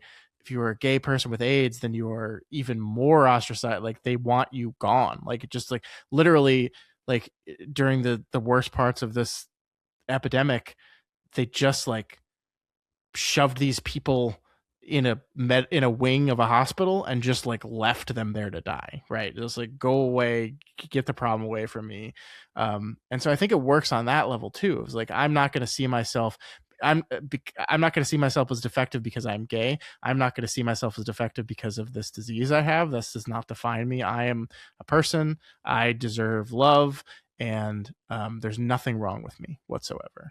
And I think that is a very important part of Spence's arc. That we saw at the beginning, like he was so nervous about like that moment that he cut himself, right? That he was so incredibly nervous because of that. And this is kind of the culmination of that, where he sees himself as, yes, I'm gay. Yes, I have AIDS. I am a wonderful person that deserves to be loved. And he says at the very end, we don't hear a lot about Christopher, the man who gave him the disease. But he says at the end, like, I hope he's loved too. He probably harbors a lot of anger towards that person. I would too, probably. Christopher. But and I think about him. He's at a place now where all he can say is like, I hope he's loved. He's loved. And that is like, he tells a story about Christopher. He names this guy Christopher. And it's a story about helping Christopher understand the world as well, right? Understand that fear is not a thing to be stamped out at all cost, that sorrow is part of life, there can be some beauty in these things as well.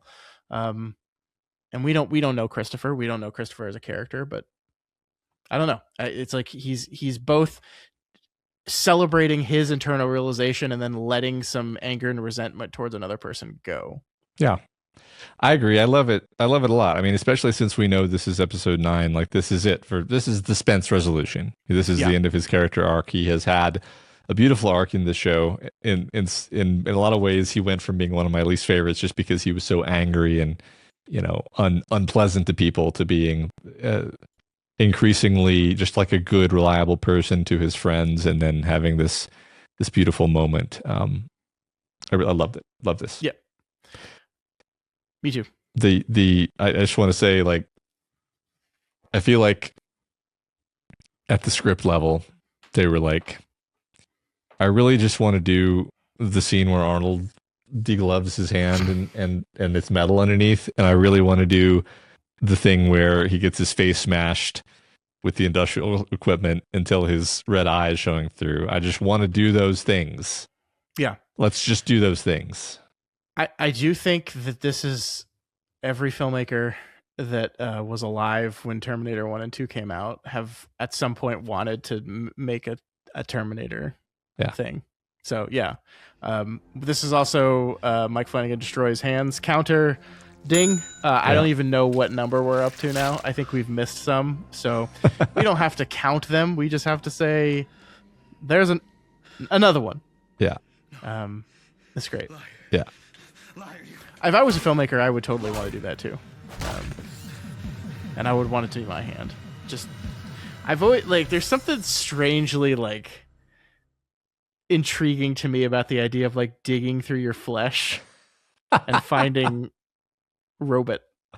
You know what I mean? Uh-huh. Sure. Like, it's horribly fucked up, but, like, just want to. Yeah. Maybe I am a robot. Oh, hold on. Let me just better dig a little harder, Scott. Ow. I'm glad our mood on this episode's a lot lighter to match the story in the episode we're talking about here. Yeah. I mean, as soon as I realized it was going to be Terminator 2, I knew that I was going to be having a fun time in this conversation. I love the football team names. We talked about that kind of already, but we have the Seabirds and the Rushers, the 99ers and the Orcas, and then later the Buckaroos and the Charlatans. The Charlatans is my favorite. The 99ers is also very good. 99ers is good.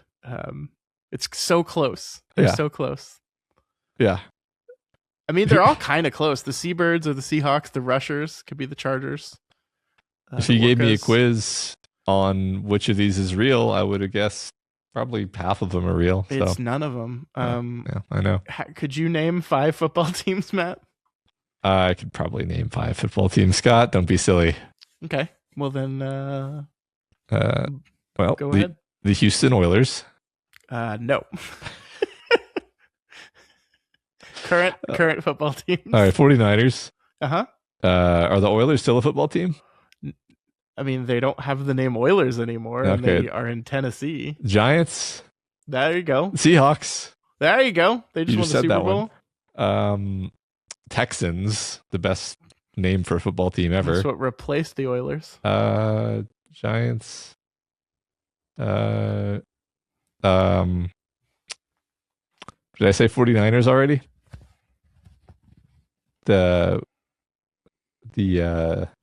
Fuck you. For those listening, I just held up my fucking Philadelphia Eagles hat. I was like, is it just Eagles? It can't just be Eagles. It's gotta be the something Eagles, right? Shit. Well, I got upsetting. 4. I got 4 out of the 5 football teams that exist. So you did. Good job. You didn't get the Dallas Cowboys, which I'm happy with because fuck those guys. Well, good. I'm glad. Other great things I love in this story. We know Mike Flanagan is a fan of puns. Yes. Did you bring cheese? Asta Asiago, baby, I brought cheese. is just Asiago. that's really good. Baby. That's really good, Matt. So is Come With Brie if you want to live. If you want to live. Yes. That's a solid one right there. I think love that. those puns justify the whole show. They do. Love it. Mm-hmm. What would you record on a tape at 3 a.m. if you could? Other than Terminator 2, I assume. Yeah. It was actually only the Terminator, Matt. Oh, okay. You're right. When did Terminator 2 come out? It's out by the time this show takes place, right? Yeah, pretty sure. I mean, it was 91. Yeah. Yeah. What's funny is I said Terminator 2 so many times this episode, but it was really more of a Terminator type thing. But definitely anyway. A Terminator. I would. You mean like what show? Aliens. let's just assume in order for the whole time travel thing to work, you have to originally record the best possible thing at 3 a.m. on HBO. Something that is out in the mid 90s, though. Yeah. And we can't just say Terminator, I guess. No, that's true. I think Aliens is a good choice. I think Aliens is what I would probably have to go for. Especially if I was a kid. If I was my actual self, that it would be Aliens. It's good. Yeah. When can I show my 5-year-old Aliens? How many more years do I have to wait? Like 2, I think. Sweet. So I go based on when my little brother saw these movies, and he was like 5 years younger than me, and still is. And I saw these movies when I was like way too young, which means he saw them when he was way too young, and he turned out just fine. So awesome, love it. I do want to tell you my absolute favorite part of Spence's story. So it's the moment when Spence saves the girl played by Sandra from getting hit by a falling air conditioner. Uh-huh. And I want all you listening at home, if you're not watching the video, if you are watching the video, hopefully Jason can play this for us on the video. But if you're not watching the video, right after the AC unit falls, we see Christopher rushing up to see what's happened. And next to Christopher is an extra. There's a black man standing there. And he has never been... Like, he is the most unimpressed, unconcerned, uninterested human being I've ever seen. Like, he has just watched an AC unit narrowly avoid hitting someone and killing them. And he's just like so...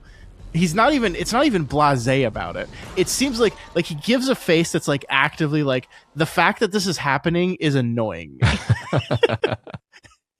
And I don't know if that's just like there's just an extra standing there and they didn't act surprised enough, because like everyone else around him is like, oh, and he's just like,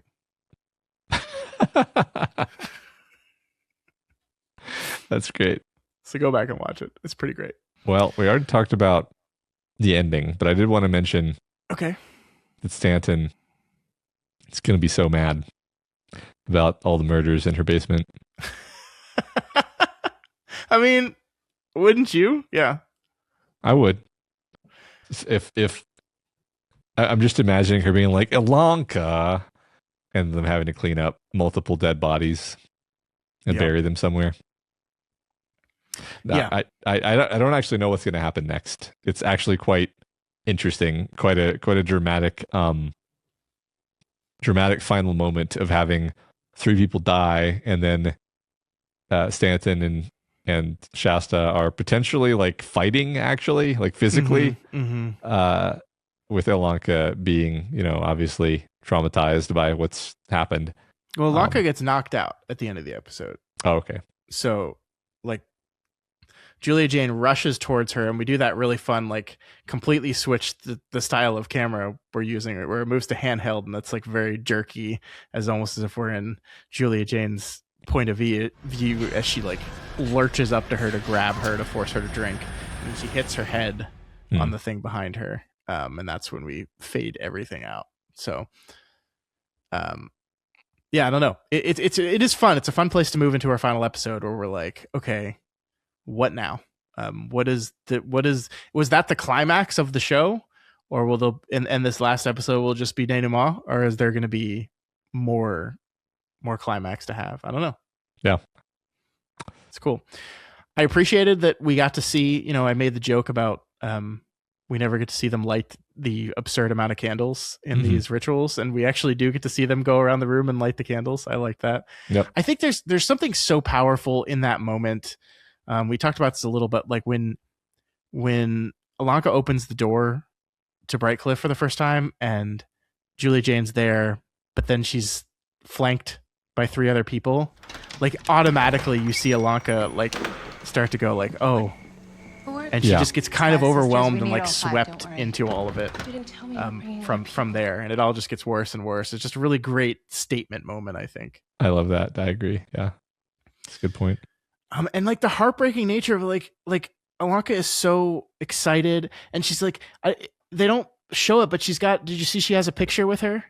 She has a little picture. I think it's her and her mother, because she brought her personal item. Yeah. Because she's here to do the ritual and very excited about getting saved. And right. I think that's so sad. Like, it is. Like, I mean, there's plenty of reasons to be very frustrated with Ilonka in the show and in this episode, but like at the end of the day, she's a girl who is dying that is desperate to do whatever she can to prevent this from happening. And she believes that this power exists here. And she's been conned by this very clever woman into believing that she's going to help her, and this is all going to work out for her. And she had this horrible low moment of it's not me, it's not going to be me.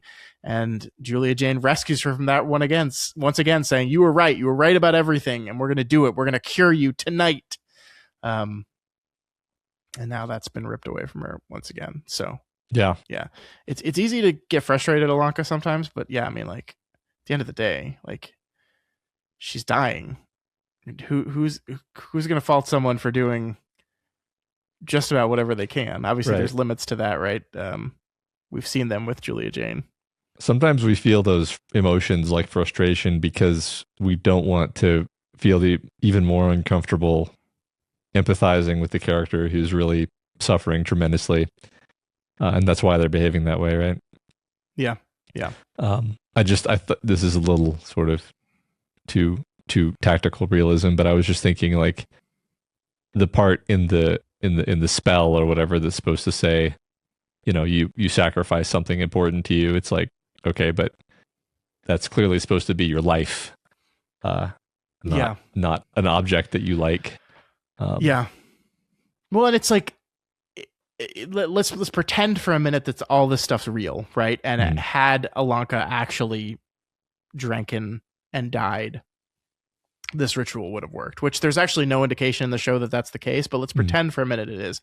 That means everything Julia has done with Ilonka up until this point was her giving her false hope, knowing, here, I'm going to walk you through the ritual, but I'm lying to you because I know what it actually takes. The stuff I'm going to walk you through is bullshit. Yeah. Actually. Yeah. Immensely cruel. I mean, what's interesting to me, and I'll have to think about this because I don't really know what we're saying with it, but they're able to give Anya a really meaningful sort of appreciation ceremony where they all show her, we love you so much. We are willing to sacrifice something just for the chance of getting more time with you. And it doesn't work, but it is an affirmation. It is so it's like they sort of accidentally give her something valuable, even though it's not what they intended to. I don't know. I'm just saying my thoughts here. Yeah, I mean, I like that. If these kids went into it and it was not a ritual of extending your life, but just a moment of, this is how much we appreciate you, and that's what we picked up on, right? Is this idea that this is beautiful sentiment, completely disconnected from the idea whether or not it's going to magically cure a person. But it is, yeah. And once again, compare and contrast that with with Julia Jane and her ritual, and none of that's there. These women don't appear to talk to each other at all, except that they're getting orders from Julia. Ilonka is being pressured and pushed into it. There's an interesting, like, I mean, I'm assuming that each of the 5 of them cut their hand again, because we see one person cut their palm and then put the thing on Julia.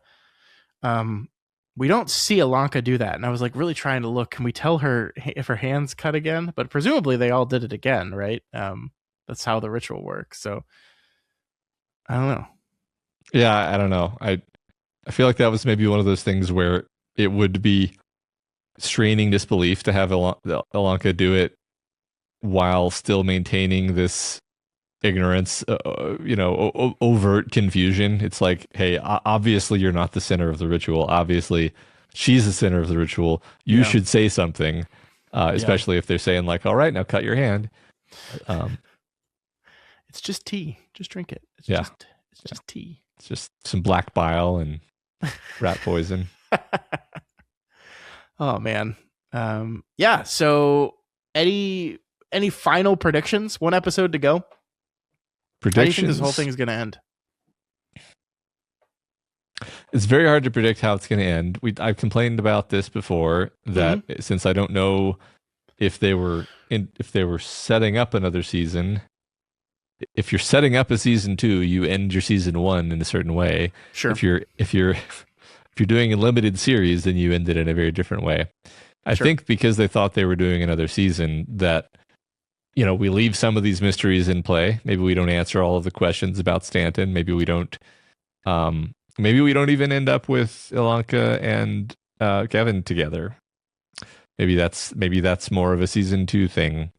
I think I do see them kind of having their moment. Him dumping his girlfriend and maybe them just sort of starting something, or at least professing their love or whatever, however you want to do that, having a moment. I'll just say that. I think that's the thing that we do in this episode, this next episode. I don't know, what's the priority? Like, okay, the other way of looking at this is what threads are left hanging. Sandra is leaving. Mm-hmm.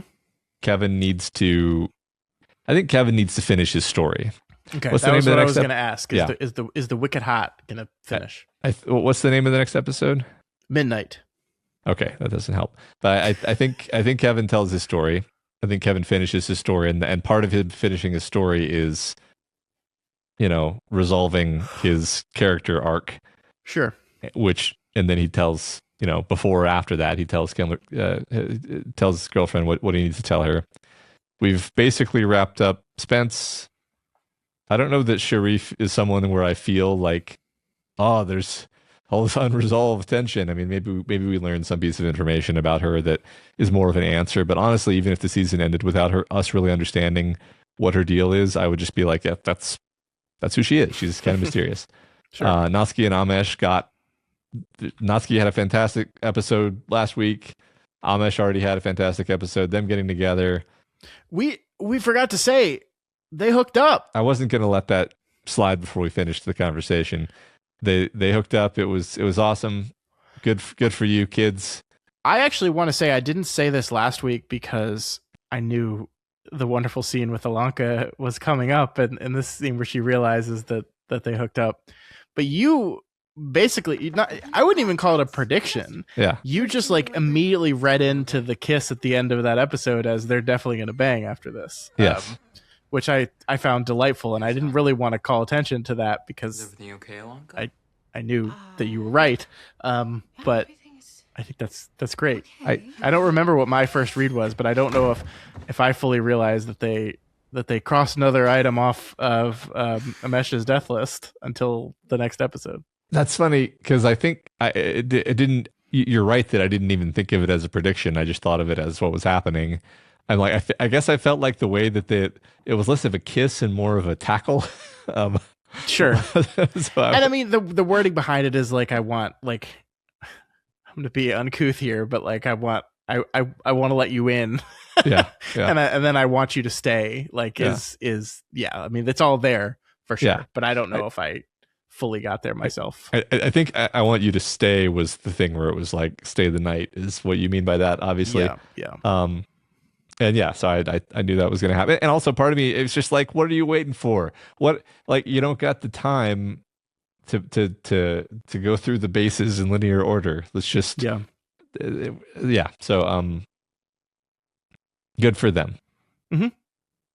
Cool. Yeah, I mean, I think asking about anything else would be more pointed than I want to be. So, I like that prediction. So just to loop back on it, you think we're getting Wicked Heart conclusion? Yeah, we'll see with Kevin and Ilonka. Don't necessarily think we're going to get any Stanton conclusion. It sounds like. I mean, there has to. Okay, so I was going through all the characters on the list, and I was basically saying mostly resolved, except for Kevin and Ilonka, and Kevin and Ilonka, if that makes any sense, as an item, their thing.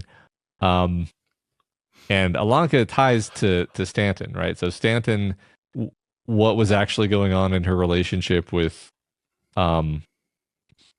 Shasta, and like there's just some okay, let me put it this way. There's just some like basic plumbing work that has to be done to deal with the fallout of the moment that we ended this episode with. Mm-hmm. You can't just snap back to a regular episode of the Midnight Club after there's 3 dead bodies in the basement. Yeah. So the episode has to deal with that. Sure.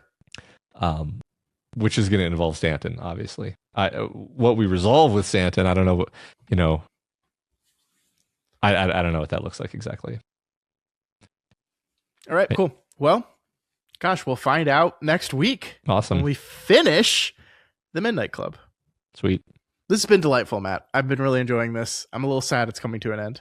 Yeah. Me too.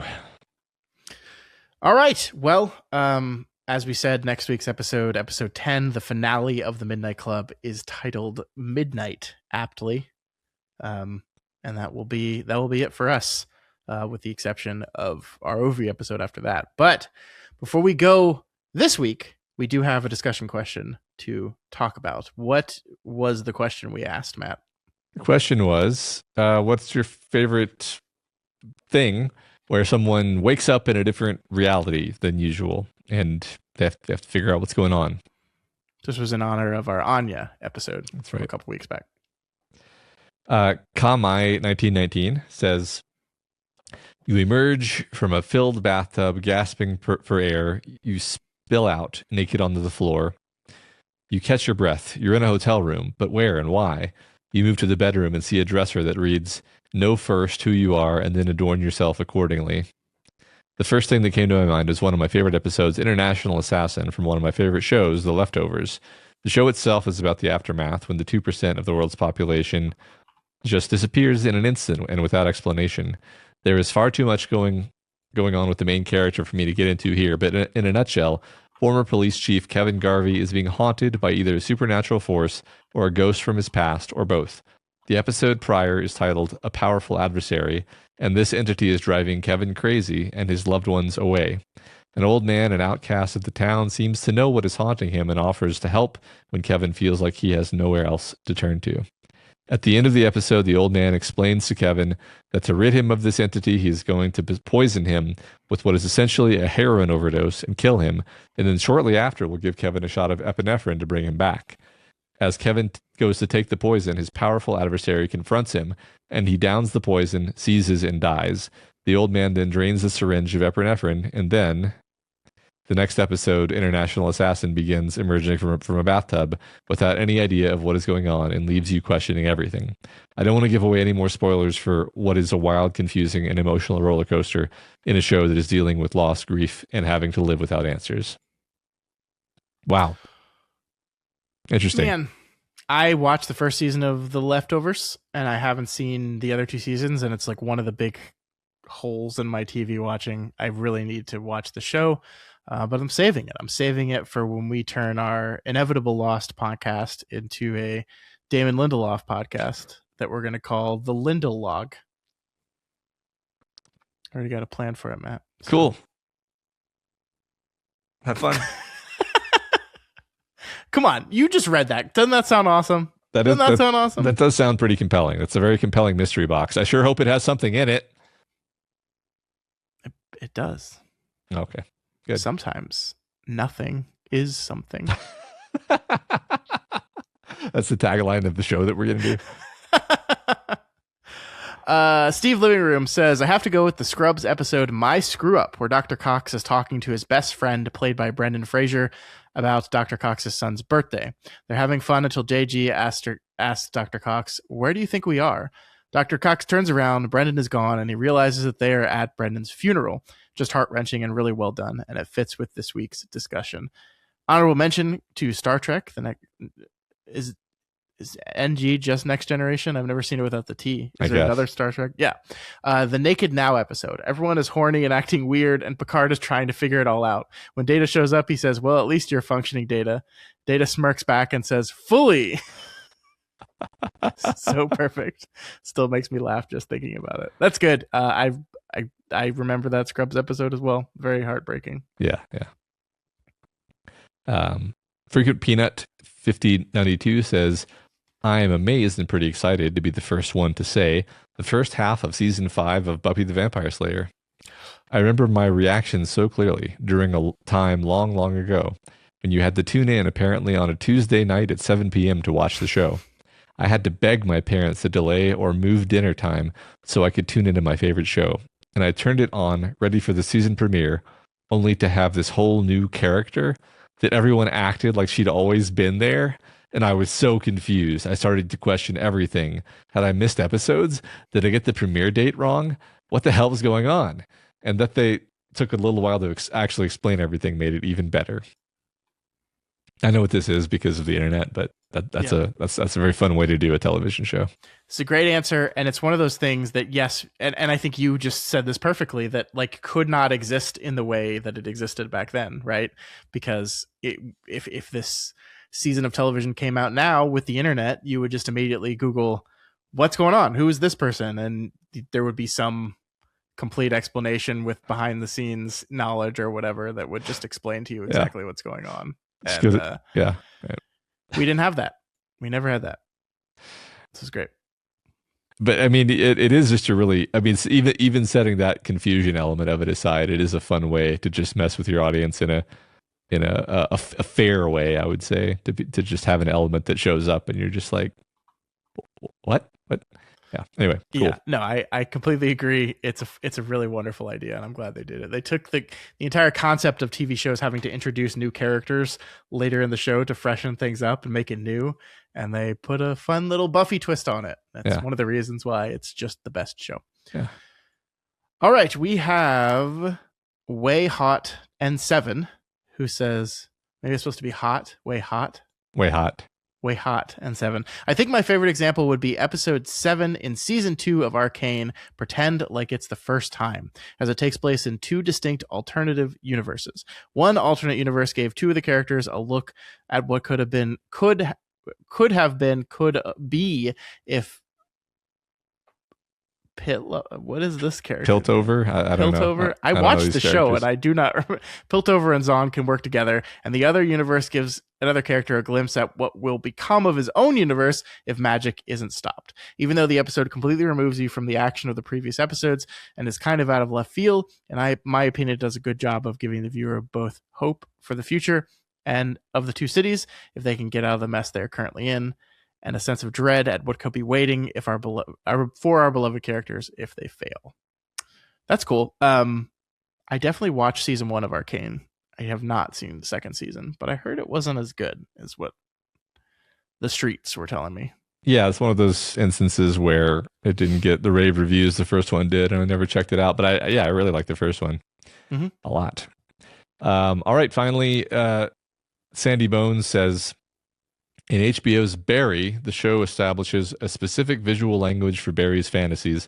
They are saturated with bright warmth and have a distinct staged quality to both the look and the dialogue. In the season 1 finale, the show uses these same markers to lead the viewer into what feels like a familiar fantasy, and if you're like me, it took the scene lasting way longer than usual for the reality of it to finally set in. This is actually happening. They continue to wield these slowly dawning surreal moments of realization throughout the show, and I love it every time. Great answer. Yeah. I haven't seen Barry, but I've heard good stuff. It's a great show. Really great show. All right, just going to go through the rest real quick. I used to be a podcaster like you, says Star Trek TNG, the episode The Inner Light, where Picard lives his entire lifetime as Kamin in 25 minutes of real time. It was a Hugo Award winner. It deeply affects his character going forward. It's one of my favorite episodes. What's funny about like that as an episode of TNG is it's only tenuously an episode of Star Trek at all. Like it's sort of just a fantastic science fiction short story that somebody was like, this could be an episode. Like, what if it was Picard? What if Picard was the character? Yeah. but that's not a complaint. It's just a great episode. It's like an all-timer episode of TV. Yeah. That has to be in my top 5 TNG episodes for sure. Yeah. We should do a top 5 TNG episodes. That'd be fun. We should do that. Yeah. Aqua Lungfish says, Eureka, a sci-fi show doing time jump / alternate timeline plots multiple times with characters finding the world different after a space expedition. Busy Dad 82 says the X-Files Cops episode shot in 90s reality TV handheld style with a reggae theme song. I think I remember that. I think I remember watching that live. That's awesome. Yeah, I forgot about that until this moment. Hobo Demon says Bo is afraid and Mind Game as to experimental abstract alternate reality experiences. Is Bo is afraid? That's Ari Aster. Yeah. Okay. Yeah. Don Zest says the Bear Dishes episode, which has a flashback to a stressful family dinner with Jamie Lee Curtis and John Bernthal. Such good TV. God, so good. Scott is the TV watcher of the Bear, as you can tell. Pobo321 says Buffy Superstar episode where Jonathan becomes internationally famous king of the world through a spell. So we're never going to do a Buffy podcast, but there's like a handful of episodes I just like want you to watch, and I just the shameful part of that is like I just don't think you're going to appreciate it enough if you don't have like 3 seasons of backstory for these characters in order to get how amazing it is. But this is one of those where I think it works very well as a standalone episode, but I'm also afraid to show it to you because like part of the reason it works so well is because you know who these people are. And sure. it's just so fun. It's just a fun episode. Yeah, I understand. Finally, Turbulent Ad 5257 says The Sopranos extended dream sequence in season 6. And they're also wanted to make sure to shame us for not watching The Sopranos. Look, I know, okay? The Italian blood in me is boiling. But I don't have a lot of time. I watch so much TV already. To go back and watch old TV, I don't got time for that. I've developed a little synesthesia thing where every time I see the word Sopranos, I see the R as the little handgun logo. That's a fun thing my brain's done for me. I mean, that's what the logo is. Yeah, but I'm just looking at it in Arial size 12, and it looks that way. So okay, cool. Maybe you should watch The Sopranos then. It's a sign.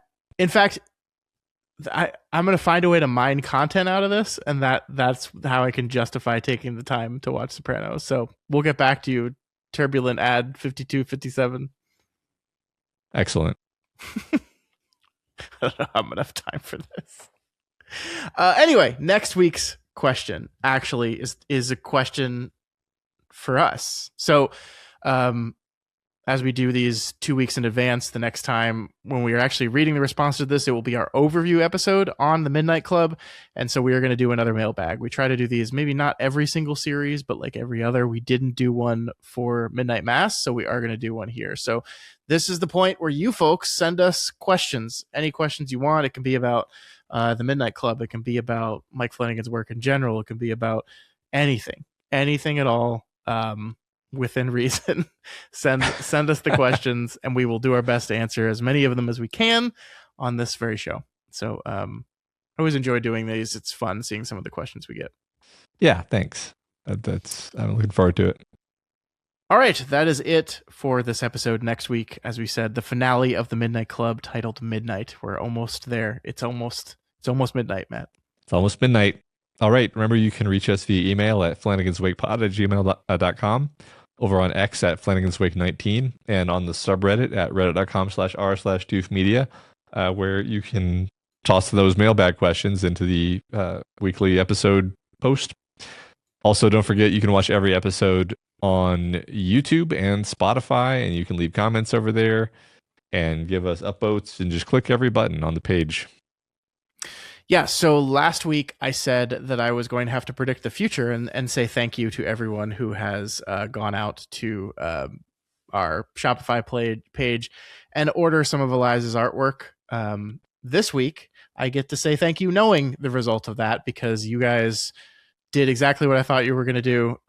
You killed it. Right now, as we sit here record, we're just shy of $1,000 raised just from merch orders, which is like, we're taking the profit from this merch, and our margins are not too great on the merch because we try to price it to the point where it's not costing you guys a lot of money, because we really didn't start the merch store to even really make money. But the point of all this is almost $1,000 raised just on profits of merch means a absolute shit ton of stuff was bought. We thank you guys so much. We also had some of our listeners reach out and say that they made donations just directly to Camp Can Do. That's incredible. That's awesome. You guys have been the absolute best.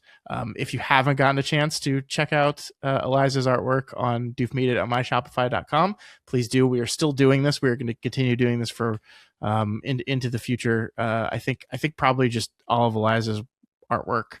In the future, we're going to continue to donate. So if you haven't gotten a chance to order anything yet, there's still plenty of time to do so. Make sure you just check out doofmedia.myshopify.com, or just there'll be a link in the show notes of this episode. So thank you guys so much. Yeah, it's awesome. It means a lot. Thank you so much. Mm-hmm. Mm-hmm.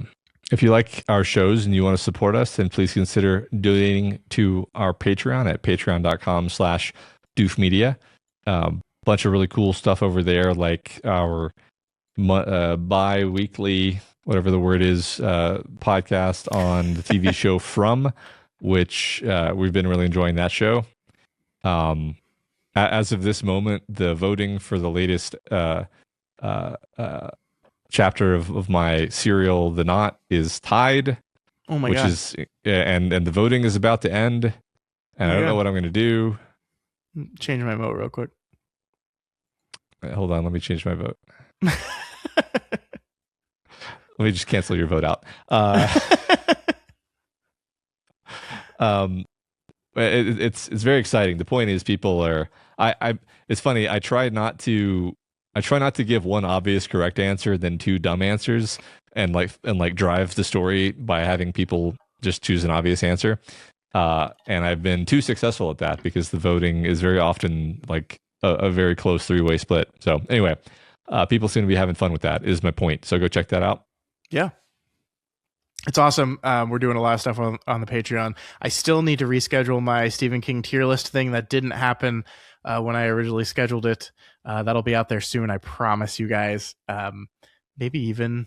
No, I'm not going to say it. I've gotten myself in trouble by saying it'll be done by the time this episode comes out. It won't. It won't be done by the time this episode comes out. And therefore, if it is, it's a wonderful surprise for all of us.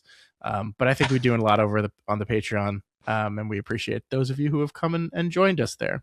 Yeah. But if you don't want to support us on Patreon, you can do it by leaving us a rating and review, by sharing the podcast, by doing all that good stuff. We would very much appreciate that if you could do that. It really helps. I don't unfortunately have a new review to read today, Matt. That's very sad. It's very, very sad. Sorry. But I'm sorry, Scott. Yeah. So keep those up, please. Please keep those up. All right. That is it for us this week. Thank you so much for hanging out with us. Next week, the finale of the Midnight Club. Thank you to our video editor, Jason. Thank you to Mr. Matt Freeman for writing our music. Oh, and thank you all to you for listening. Yeah. Thank you. You know, until then, maybe just check if you're a robot, Mr. Flanagan. Just, just get in there. Yeah. Just kind of get in there and just check. Yeah. Maybe the reason he's so into degloving is because he secretly suspects that there's just robot under there. Don't they kind of look like wires, Yeah. They look like wires. Don't you just want to make sure? Just do it. Do that.